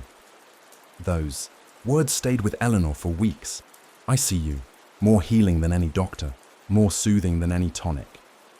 They reminded her that her pain was not invisible, that to be known, even for a moment, was to be real. She wasn't cured, she wasn't fixed, but she was no longer entirely alone. In a world that called women hysterical for feeling, she chose to feel anyway, to name the wound, to hold it gently, to let it breathe, not for the world, not even for her husband, but for herself. And in that quiet rebellion, Eleanor began, slowly, to become whole again. If the world did not permit women to speak freely, they found ways to listen instead. And in those still spaces, in parlour corners, in garden walks, in lingering goodbyes at the threshold of another woman's home, there grew a quiet kind of sisterhood. It was never announced. There were no toasts or declarations, no clubs with banners or missions, but it lived in gestures, in glances, in the gentle way a hand might rest a second too long upon another's wrist when parting. Eleanor had begun to see it not as a friendship, but as a refuge, a sanctuary built not from stone, but from shared endurance. Her first glimpse of it came perhaps from Mrs. Langley. The older woman had always seemed unshakable. 7 children, a house humming with order, and a voice calm as the ticking clock. But one afternoon, after Lillian had dropped a cup during tea and Eleanor flushed with apology, Mrs. Langley merely smiled and said, "Mine once set the cat on fire. You're doing splendidly." It was such an ordinary statement, yet it broke something open. The rest of the visit passed with its usual pleasantries, but from that day on, Eleanor looked at her differently. Later, in her notebook, she wrote, "She didn't save me. She didn't rescue. She simply reminded me that I was not alone in the failing." Then there was Clara, her cousin. Unmarried now, her widowhood had afforded her a strange sort of freedom, not celebrated, but tolerated, like a room with the curtains always drawn. They met once a fortnight, ostensibly for tea and music, but over time, the piano keys were played, less often, and the conversations grew deeper. "Do you ever wish," Clara asked one evening, "that we were allowed to say what we truly think and not be measured for it?" Eleanor had smiled, a little sadly. Every day, Clara poured more tea, then looked at her directly. "I think we would have been remarkable women in another age." The room had gone quiet, filled not with sorrow, but with a warm defiance. That night, Eleanor did not write a poem. Instead, she wrote a single sentence. "In her presence, I do not have to pretend." That, perhaps, was the rarest treasure of all. Most friendships in their world were defined by proximity and performance. One's neighbor, one's fellow churchgoer, the wife of one's husband's colleague. They exchanged recipes, shared praise for fabric patterns, compared notes on schooling and staffing. But these were not true confidants. They were mirrors, reflecting only what was safe to be seen. Only with women like Clara, or Mrs. Langley, or occasionally even shy Miss Fairfax. Still, unmarried, still waiting, could Eleanor feel the edges of her own truth gently touched. Not every word had to be spoken. Often, the meaning passed in silence. When Miss Fairfax confessed, over a walk, "Sometimes I think I shall never marry, and I wonder if that will make me invisible," Eleanor simply took her hand, and the hand stayed there for the rest of the walk. There were many things Eleanor could not change. She could not vote. She could not own property without her husband. She could not publish under her own name. She could not cry too loudly or laugh too freely. But she could offer another woman a moment of being seen, and in that there was power. Perhaps not the kind that history would record, but a quiet, subversive strength that defied isolation. It reminded Eleanor that womanhood in the Victorian age was not always a cage alone. Sometimes it was a hallway where women passed one another, offering the briefest glance of solidarity before returning to their separate cells. And every so often, one would pause, wait, turn back, offer company, even if just for an hour. One spring morning, Eleanor hosted a tea gathering for 5 ladies. The garden had just begun to bloom, and the scent of lilacs drifted in through the open windows. As the women sat with their cups and conversation, the usual topics floated between them. Recipes, Lillian's handwriting, Mrs. Pembroke's new wallpaper. But then, as they paused for scones, Mrs. Langley asked quietly, "Do any of you ever dream of living somewhere else?" The room fell still, not shocked, but intrigued. "Somewhere without all this," she continued. "Without calling cards and starch and curtain weights and watching who says what to whom." Eleanor glanced around the circle. Mrs. Pembroke blinked. Miss Fairfax looked, down at her lap. Clara raised an eyebrow, amused, and then Eleanor said, "I think I dream of it every morning, right before I open my eyes." No one laughed. They sipped their tea in quiet agreement. And in that moment, nothing needed to be said. The room had shifted, just slightly, from performance to presence. It did not last long. They returned to their scripts soon enough, but the air had been stirred, and that for now was enough. Eleanor ended that day by writing, "We are not alone in our longing. It walks with us, stitched in our hems. And when our eyes meet across the parlor, it nods, as if to say, I know, you. It was not revolution, it was not escape, but it was kinship. And sometimes, in a world built to keep women separate and silent, that was the bravest thing of all. The mirror in Eleanor's room was framed with carved rosewood, delicate and dark, its edge softly worn by decades of gentle polish. She used to linger before it, not out of vanity, but curiosity, wondering what kind of woman she would become as time brushed her face with its silent fingertips. Now, in her 37th year, she approached the glass more cautiously. The woman who met her gaze each morning was not the girl who had once held garden roses beneath her chin to test for a blush. Her skin had thinned, paled. Fine lines traced paths at the corners of her eyes, and her hair, still auburn, now carried a streak of silver near the temple. She was not yet old, but she was no longer new, and in Victorian society, that was its own kind of vanishing. The role of the wife was, in many ways, tied to freshness, youthful grace, the glow of recent marriage, the charm of new motherhood. A woman bloomed, they said, in her early years. After that, she became something else. Dependable, respectable, invisible.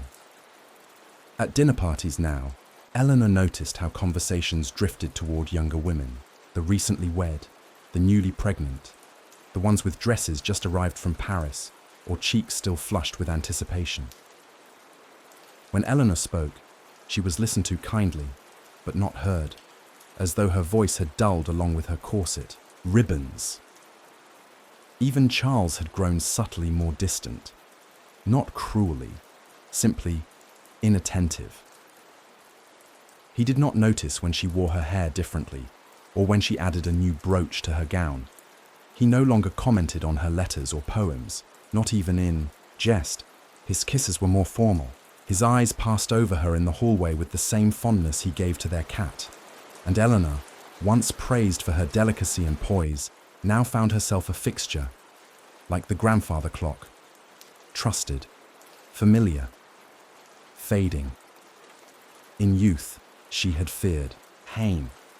Now she feared irrelevance. The books on the shelf reminded her, without meaning to, that aging women in fiction served two purposes: wise mothers or comic burdens. There were no tales of their hungers, no stories of their inner storms. Once past childbearing, a woman's mystery was stripped from her. She became a symbol, not a soul. And yet, Eleanor's inner world had never felt richer. She knew herself more, clearly now. She understood the rhythms of her own thoughts. Her sorrow had deepened, yes, but so had her compassion. Her laughter, though rarer, rang from a place of hard-earned truth. But society made no room for that. It praised the lightness of young women, not the gravity of lived years. It worshipped smooth skin, not the eyes that had watched pain come and go like weather.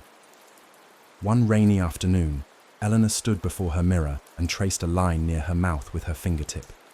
She did not weep, but she did write. Time has not taken from me, it has revealed. My skin may soften, but my fire deepens. Do not call me faded. I have simply stepped from the light you wanted into the shadow where I am free. She did not show the poem to anyone, not even Clara. It was not shame that kept it hidden, but understanding. No one wanted to hear that a woman could grow more herself as the world grew less interested in her. Still, there were moments of quiet power. One morning, Lillian, now 11, came into her room, holding a ribbon. "Mama, do you still think you're beautiful?" Eleanor looked at her, surprised. "I sometimes wonder," she said truthfully. Lillian nodded. "You are, but not like in paintings. You're beautiful, like candlelight." Eleanor smiled then, full and without defense. The girl was watching, and the woman Eleanor was becoming, complex, unguarded, and gently weathered, was a lesson being lived aloud. She thought of the other women in her circle, growing older beside her. Mrs. Langley, now quietly widowed. Miss Hartwell, who had left, her post to care for ailing parents. Clara, whose hands had begun to tremble slightly with age, though her mind remained as sharp as a pin. They all walked with grace, yes, but also with a weight that society never named. It was the weight of no longer being sought, not for marriage, not for admiration, not even for advice. They became quiet presences in rooms designed to favour the young. But Eleanor, in her private moments, began to claim her invisibility as armour rather than absence. She could go unnoticed now, which meant she could watch, could write, could be without constantly being performed. She was no longer ornament, she was substance. The lace might yellow, the curls might loosen, the eyes might dim in their outward sparkle, but behind them, she was awakening. And as she folded a new page into her notebook, she wrote, "The world sees me less, but I see myself more. I am not the girl they married. I am the woman I have quietly become." That evening, when Charles passed her in the hall and paused to say, "You seem thoughtful tonight," she simply replied, "I am." She didn't explain further. She didn't owe him a performance, not anymore. Sunday in the Whitcomb household unfolded like a liturgy unto itself. Before the sun lifted fully above the fog-soaked rooftops of their street, the day had already begun its sacred choreography.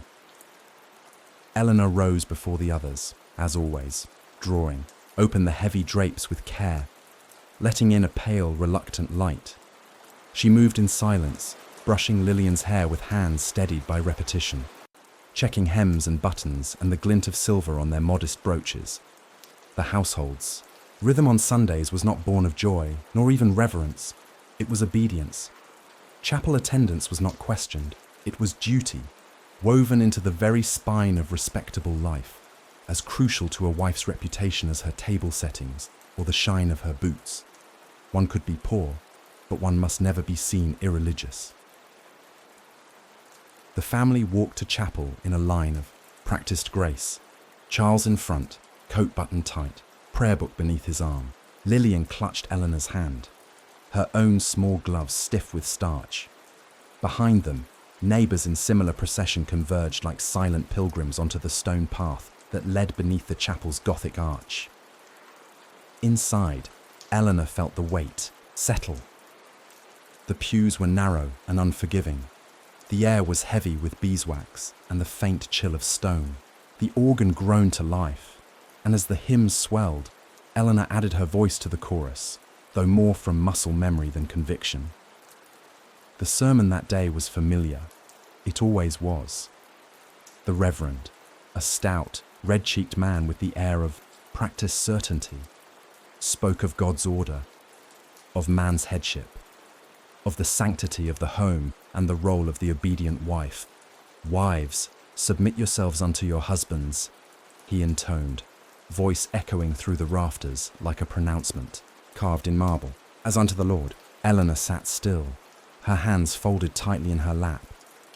There had been a time when she took such verses as comfort, structure, a divine promise that her submission had meaning, that her quietness was holy, that her sacrifices made the world stable. But now, those words sounded like iron. Each syllable rang like a chain. The religion she had inherited did not speak to her full self. It demanded her silence. It sanctified her erasure. And yet, she still believed, not in the Reverend's tone, nor the smug nodding of men who took his words as license, but in something deeper, quieter, in the tender voice of her grandmother's prayers, in the hush of wind through the chapel trees, in the way Lillian's hand curled into hers during the final hymn. When Charles read scripture on Sunday evenings, Eleanor would sit near the hearth and listen, but her eyes often wandered to the flames. The words were beautiful. The message, less so. They always emphasized hierarchy, duty, endurance, rarely joy, rarely inquiry, never dissent. "Do you believe it all?" she asked Charles once, after he closed the book of Psalms. He looked at her, surprised. "It is scripture." "I know," she said. "But do you believe every part?" He furrowed his brow. "Belief is not about preference, Eleanor. One doesn't pick and choose what to accept." She said nothing more, but she returned to her notebook that night and wrote, "If faith requires the silence of my soul, is it God who asks it, or those who speak in his name?" Eleanor knew many women who had been broken under the name of holiness. There was Mrs. Arkwright, who had lost 3 children and been told to pray harder. Miss Emery, a governess dismissed for asking why the book of Job never let his wife speak. Even her own mother, who once whispered after a sermon, "I think the Lord is kinder than they say." But that was the thing about Victorian piety. It did not forgive questions. It did not tolerate a woman who thought too deeply or wept too long or spoke of weariness without wrapping it in scripture. It told her that pain was a refining fire, not a warning bell. That grief was her duty. That doubt was sin. And yet, Eleanor still prayed. But her prayers had changed. She no longer asked for strength to obey. She asked for courage to remember her own name.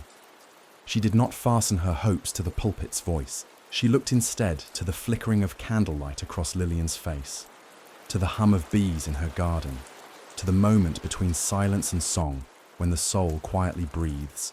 She had not rejected her faith, but she had stopped mistaking fear for holiness.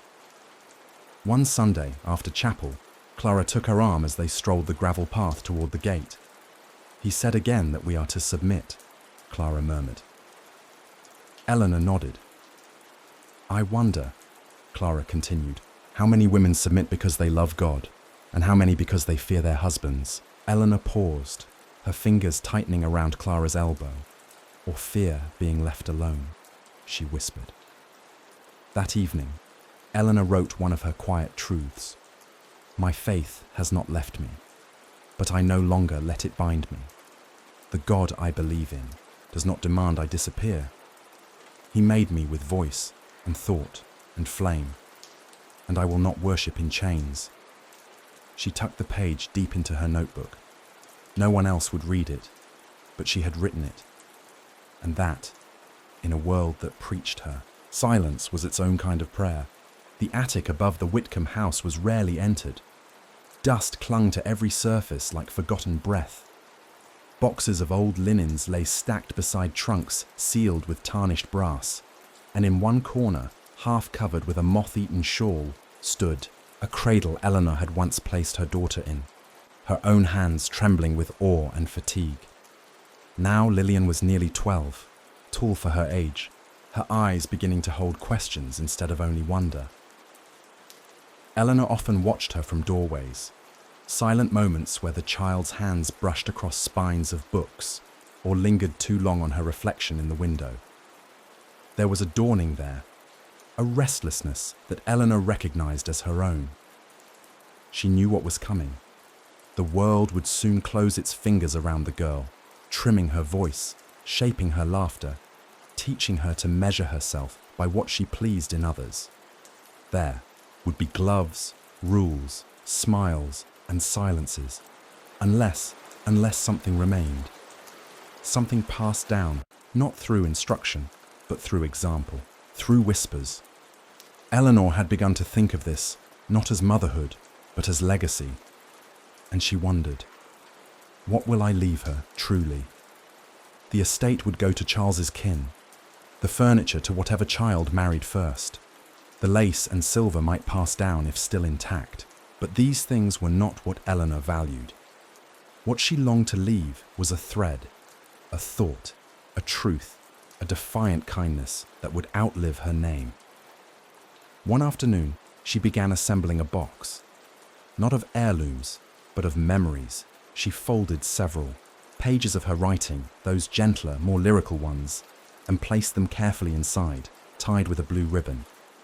She tucked in the pressed daisy Lillian had once given her after a morning walk, a letter from Clara, yellowed but warm, a brooch from her own mother, unremarkable in value, but heavy with years. And then, at the bottom, she placed one simple card on which she had written, You are not what they tell you. You are not only your silence. You are not only someone's daughter, wife, or mother. You are your own echo. Let it ring.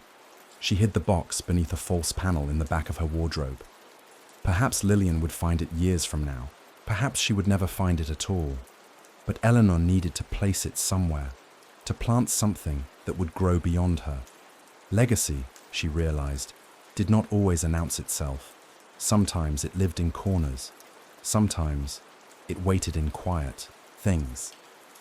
It was in the way she allowed Lillian to question, in how she didn't correct her daughter's boldness, only shaped its tenderness. In the books she left scattered on purpose, stories of women who sailed, discovered, chose. It was in how Eleanor answered hard questions, not with fear, but honesty. Mama, why do women always wear black in the old portraits? Because they were taught that mourning was their noblest expression. Did they like it? Some did. Some were simply never asked. Lillian had paused then, as though placing a stone on her inner shelf of memory. Eleanor felt it each time it happened. Each time a crack of light entered the old rooms of inheritance. Still, there was a tension she could not deny. She wanted to teach her daughter freedom. But she also feared the price. Because she remembered the stories of women who strayed too far from the path. Women who read too much, who refused too often, who were labeled unstable, ungrateful, undesirable. She wanted to protect Lillian, but not by making her small. It was a delicate balance, a dance between caution and courage. One evening, as they sewed beside the fire, Lillian asked, "Did you always want to be a mother?" The needle paused in Eleanor's fingers. "I didn't always know I could be," she said carefully. "But when I became one, I wanted to do it with my eyes open." Lillian's brow furrowed. "Open to what?" Eleanor smiled. "To who you are, and who I am, not just what we're expected to be." They didn't speak of it again, but Eleanor knew the seed had been planted. The next morning, she found a slip of paper folded inside her daughter's copy of Little Women. It read, in a shaky but determined hand, "I think I will be a woman who writes books and climbs trees." Eleanor placed it gently in her own notebook, pressing it between 2 pages of unfinished verse. That, she thought, is legacy, not a grand statement, not a rebellion, but a girl who dares to imagine beyond the edge of her corset. A girl who sees her mother not just as caretaker or conductor of the household, but as a soul who lived, quietly, fully, with open eyes. Eleanor knew she would not be remembered in public record. Her name would not appear in newspapers or histories. Even the local parish ledger would note only her birth, her marriage, perhaps her death. But that was not the measure she needed. She had made meaning where no one looked. She had lit candles in unseen windows. She had raised a daughter who asked questions. And perhaps one day, when Lillian stood at her own window, feeling the weight of lace and expectation, she would remember. There was once a woman who kept a room in her heart, filled with unwritten stories, and who left the door ajar. It was during a late spring morning, with the garden blooming and bees weaving their golden thread across the rose bushes, that Eleanor overheard a conversation that would shift something in her understanding of the world. Charles had invited 2 colleagues for tea in the study, barristers, both, with heavy voices and an air of brisk certainty. Eleanor passed by the door as one of them laughed, and through the wood-panelled frame she caught the words. Well, of course she can't contest it. She's his wife, not a citizen. There was laughter, a low hum of agreement, then the sound of teacups being set down. Eleanor moved past, her hands suddenly colder than the teapot she carried. His wife, not a citizen. She had heard things like it before, in passing, whispers of laws she never questioned, because to question them was to stand at the edge of something far too wide. But that day, something shifted. The words echoed like a cracked bell in her chest. Later that evening, Once the guests had gone and the study was empty, she opened Charles's bookshelf. Behind ledgers and histories sat a small legal volume, Principles of Common Law and Matrimonial Rights. She read it in fragments, as if touching something forbidden, and what she found hollowed her. Upon marriage, a woman's legal existence, the book said, was subsumed into her husband's. She no longer had separate property, not her dresses, not her inherited trinkets, not the money her father had set aside for her. Her husband could control all earnings, could determine where she lived, could decide what happened to her children in case of separation. She was, in the eyes of the law, not herself, but a part of him. Eleanor closed the book slowly, her breath shallow. She was not surprised, not truly, but to see it laid out so plainly. Her, erasure not as mistake, but as design, was like looking in a mirror and finding no reflection. She thought of her dowry, modest but meaningful. Her father had negotiated it carefully, ensuring that she entered marriage with some security, but it was gone now, folded into Charles's ledgers, not stolen, just claimed. She thought of her wedding vows, to love, honor, and obey. She had spoken them in a white dress with trembling hands. At the time, she had thought them beautiful, sacred.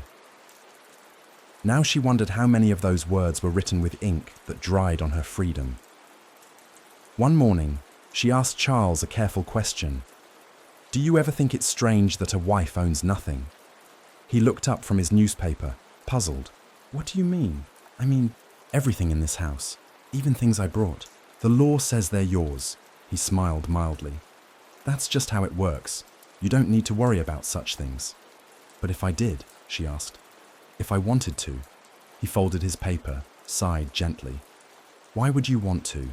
You're well cared for." The conversation ended there, not with cruelty, but with dismissal, with the unspoken reminder that concern was not her realm.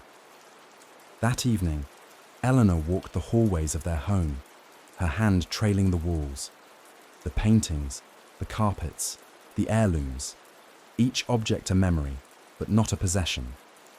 She could touch them, arrange them, care for them, but they were not hers. Even Lillian, in the eyes of the law, belonged more to Charles than to her.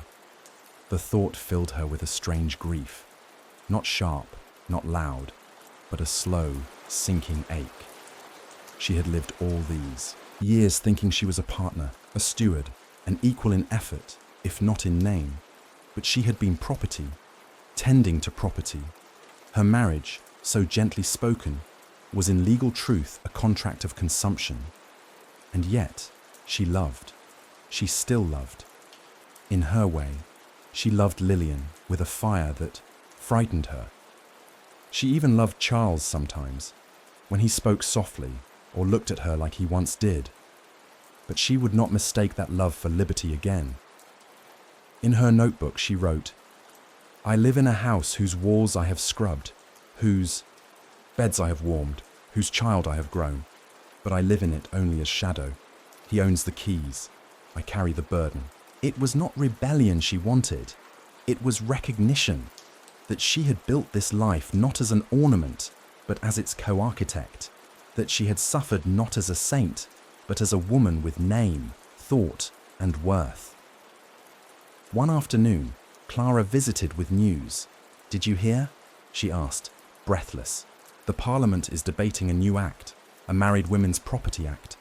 It might give us rights again." Eleanor blinked. "Truly?" Clara nodded.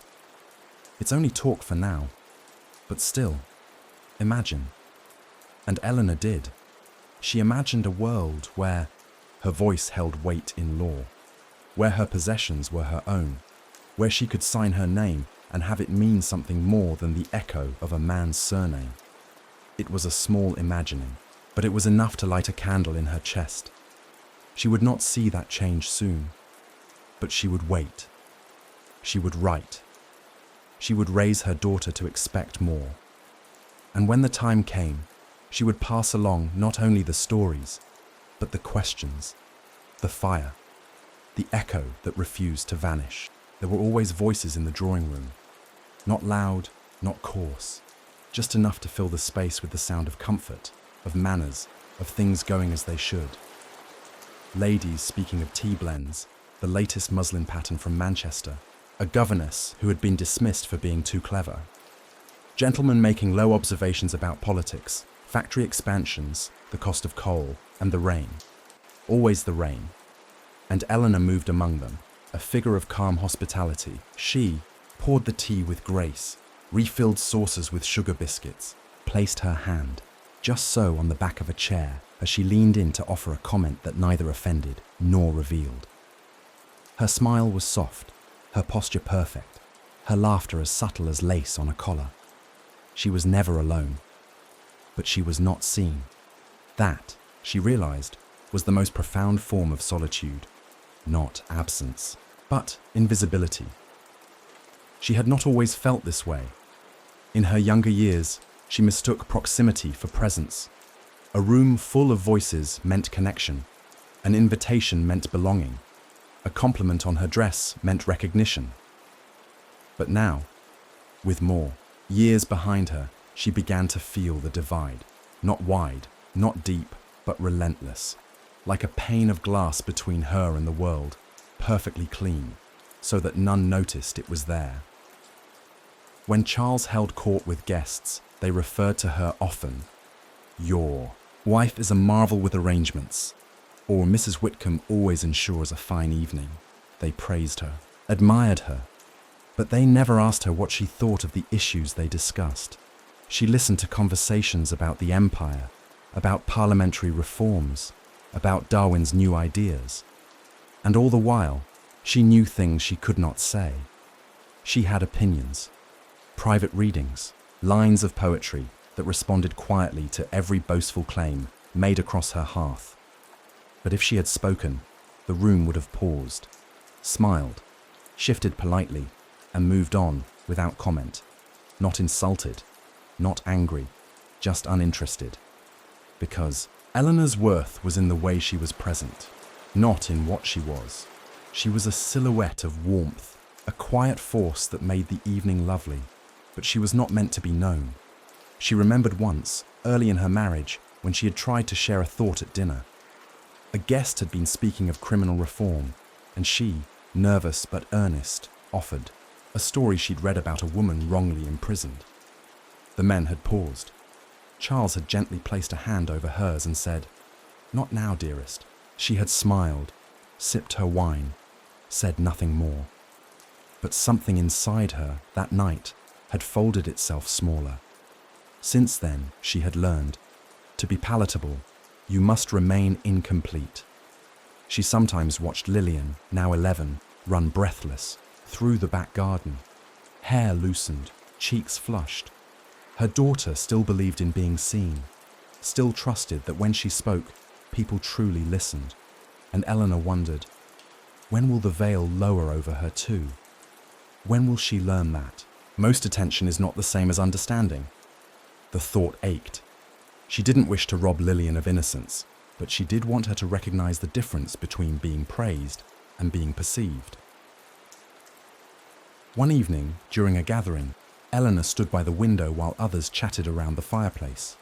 Outside, the sky was silvered with clouds, and the trees stood like shadows waiting for spring. Behind her, a guest laughed. Another asked for more sugar. Her name was mentioned. She could hear the syllables cross the room, but no one turned toward her. She was there, entirely there, and still, apart, not from cruelty, but from custom. She wrote that night, "Among the laughter, I float, not absent, not ignored, just unrecognized. A candle mistaken for furniture, a song hummed without a name." It was not that she hated her life. There was comfort in the rhythm of her days, beauty in the garden she had shaped, meaning in the softness she brought to her child's sleep. But beneath all of it, there lived a quiet hunger to be seen, to have someone lean in after the conversation ended and ask not, "Did you enjoy the evening?" but "Where did you go just then?" when your eyes grew distant. Even Charles, for all his steadiness, did not see her in that way. He knew her habits, her scent, her gentlest moods, but he did not ask who she had become since those early days. Not once had he asked what she feared, what she missed, what she dreamed of when the fire went out and she lay awake with nothing but her breath and the shadows on the ceiling. She began quietly to keep a second notebook. The first was for poems, for reflections. The second, for conversations never spoken. She wrote imaginary dialogues, one with her mother, one with Clara, one with Charles, one with herself. They were raw, unpolished, searching. Some began, "Why didn't you ask me what I loved before you loved me? What happens when a woman knows her own mind but has no place to speak it? How long can one nod and smile before forgetting how to speak at all?"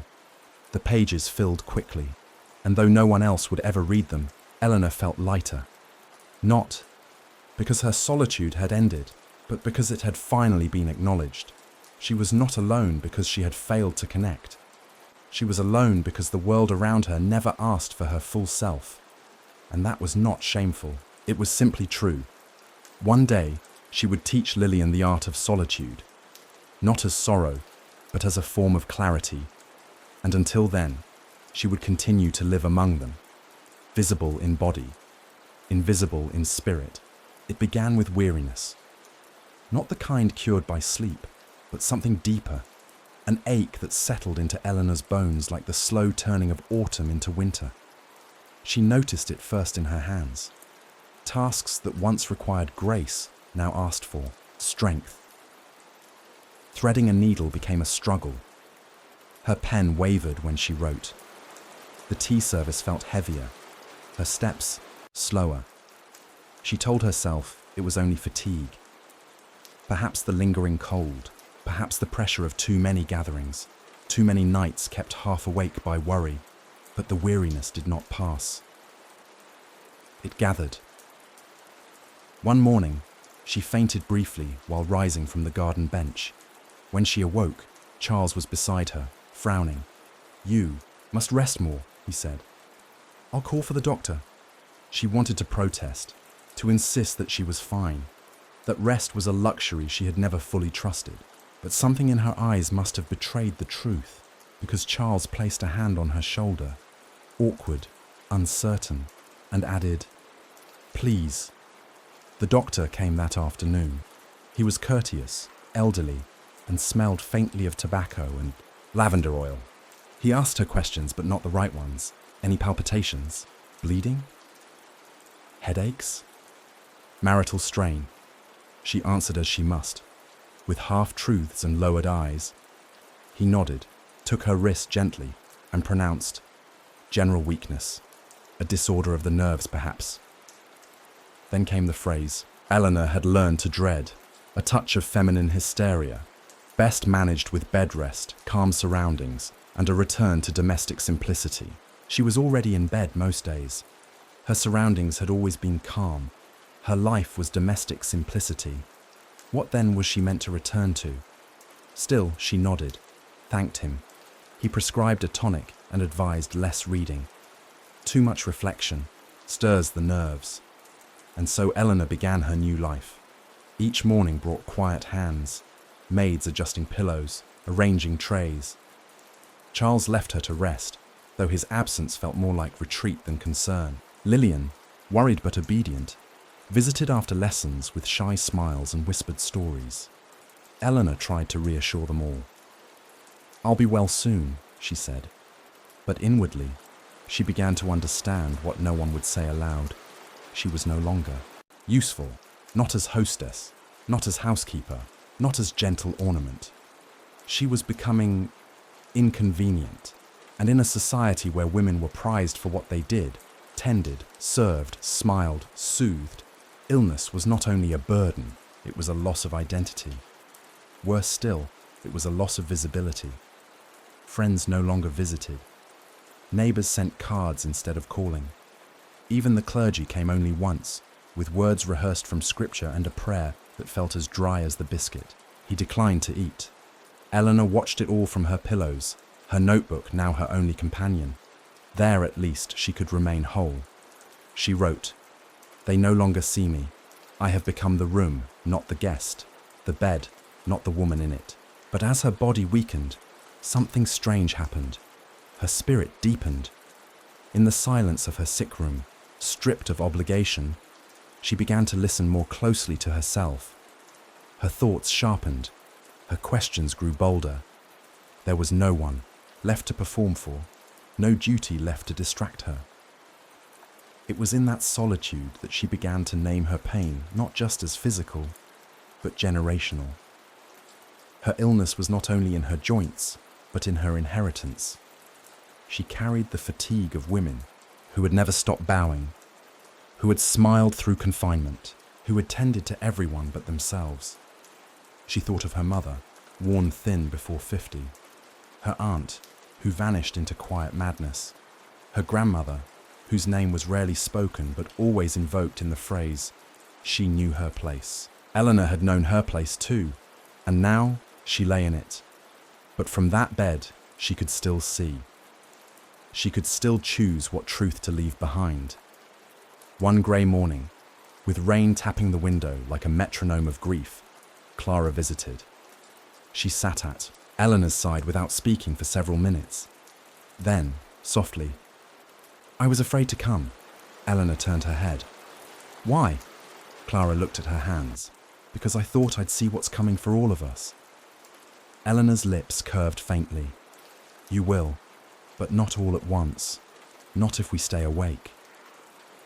They sat together a while longer, and Eleanor asked her to fetch the second notebook, the one hidden beneath the linens. "Take it," she whispered, "for Lillian when it's time." Clara clutched it to her chest. "She'll read it." "She must," Eleanor said. "Not just to know me, but to know herself, before the world tells her who she isn't." That night, Eleanor felt the weight of her body more heavily than usual, but she also felt something else, a strange kind of peace, not joy, not comfort, but truth. She had lived a quiet life, an unseen one. But in that life, she had watched, written, remembered, she had felt, and that feeling was her resistance.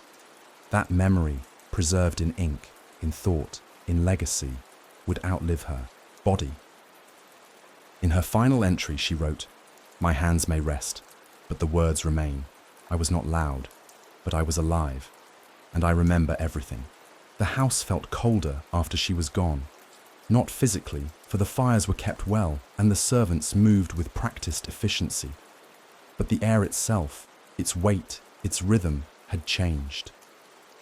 Eleanor Whitcomb had passed in the early hours of a quiet Sunday. There had been no fanfare, no fevered illness or final outcry. Only the slow tapering of breath, the stilling of fingers once so precise with pen and needle. She slipped into silence as she had often lived, softly, without disturbing the world too much. Charles, informed just after dawn, had received the news with that distinct kind of Victorian grief.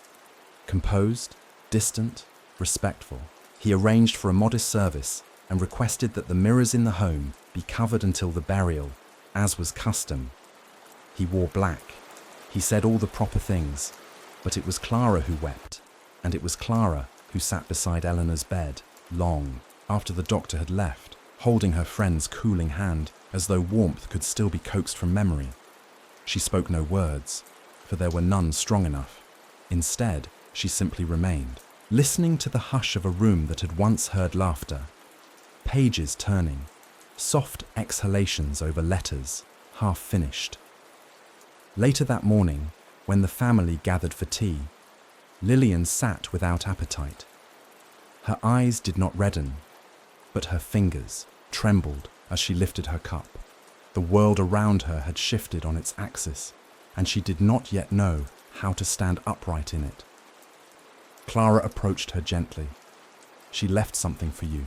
In the sitting room, Clara placed the carefully kept box on the table and untied the ribbons slowly, letting Lillian open the lid herself. Inside were the items Eleanor had chosen, her pages, Her poems, the little pressed daisy from a summer long, gone, and the card on top, worn at the corners from being reread.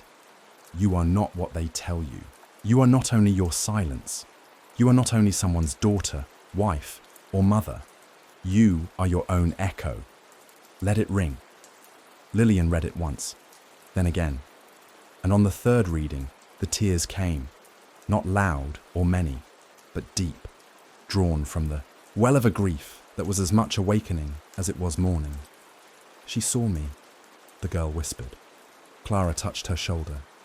She saw all of us. As days passed and the mourning cloths came down, the house returned to its former function. Charles resumed his affairs, and callers left cards in place of conversation. Eleanor's name became a tender footnote in drawing-room recollections.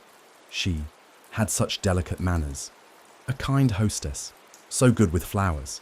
No one mentioned her writing, her questioning, her long evenings at the window, eyes fixed on some internal horizon. But Clara remembered, and more importantly, Lillian remembered. She began to read her mother's notebooks in the late hours, curled beneath blankets, whispering the lines aloud, as though invoking her spirit. One poem read, "They said I was lovely when I was quiet, but they never asked what thunder I hid in my chest. Now that I am still, may it finally be heard." The girl copied that one by hand into her school books, not as decoration, but as inheritance. Weeks turned into months. Lillian grew, slowly and with new resolve. She began to question things more boldly in class, to read books not on the list, to keep her own notebook tucked beneath her mattress, where she wrote not only stories, but also dreams. Dreams of a life where she might be known fully, where she could speak without filtering, where she could ask, what if my voice is not only allowed, but needed? Clara, now entering her later years, remained a steady figure in Lillian's life.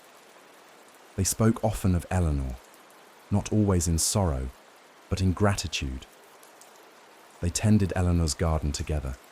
They kept her books dusted, her letters preserved, and sometimes they simply sat in her chair and remembered how the sun used to fall on her face when she read in silence. "Do you think she was happy?" Lillian asked once. Clara paused. "I think she found moments of truth, and perhaps that's what happiness really is." Lillian nodded slowly. "Then I'll look for the same." Eventually, Clara submitted a few of Eleanor's poems anonymously to a women's journal. One was published, Letter to a Window. It read in part, "You framed my days with lace and duty, but I looked through you to the wind, to the light, to the self I nearly forgot." The poem stirred modest attention. No one knew the name Eleanor Whitcomb, but somewhere other women read it, and something inside them stirred. Something not quite memory, not yet voice, but a recognition. Years passed. The world changed. Slowly, Lillian became a teacher, a quiet but passionate one. She encouraged questions. She asked her students to write from truth, not from approval. She quoted her mother's lines often, never claiming them, never disclaiming. In this way, Eleanor's voice moved through halls she'd never entered, into hearts she'd never met. Her life had not been loud, it had not been legendary, but it had been real, and it had left a mark, not in marble but in marrow, the quiet kind, the kind that echoes, even now.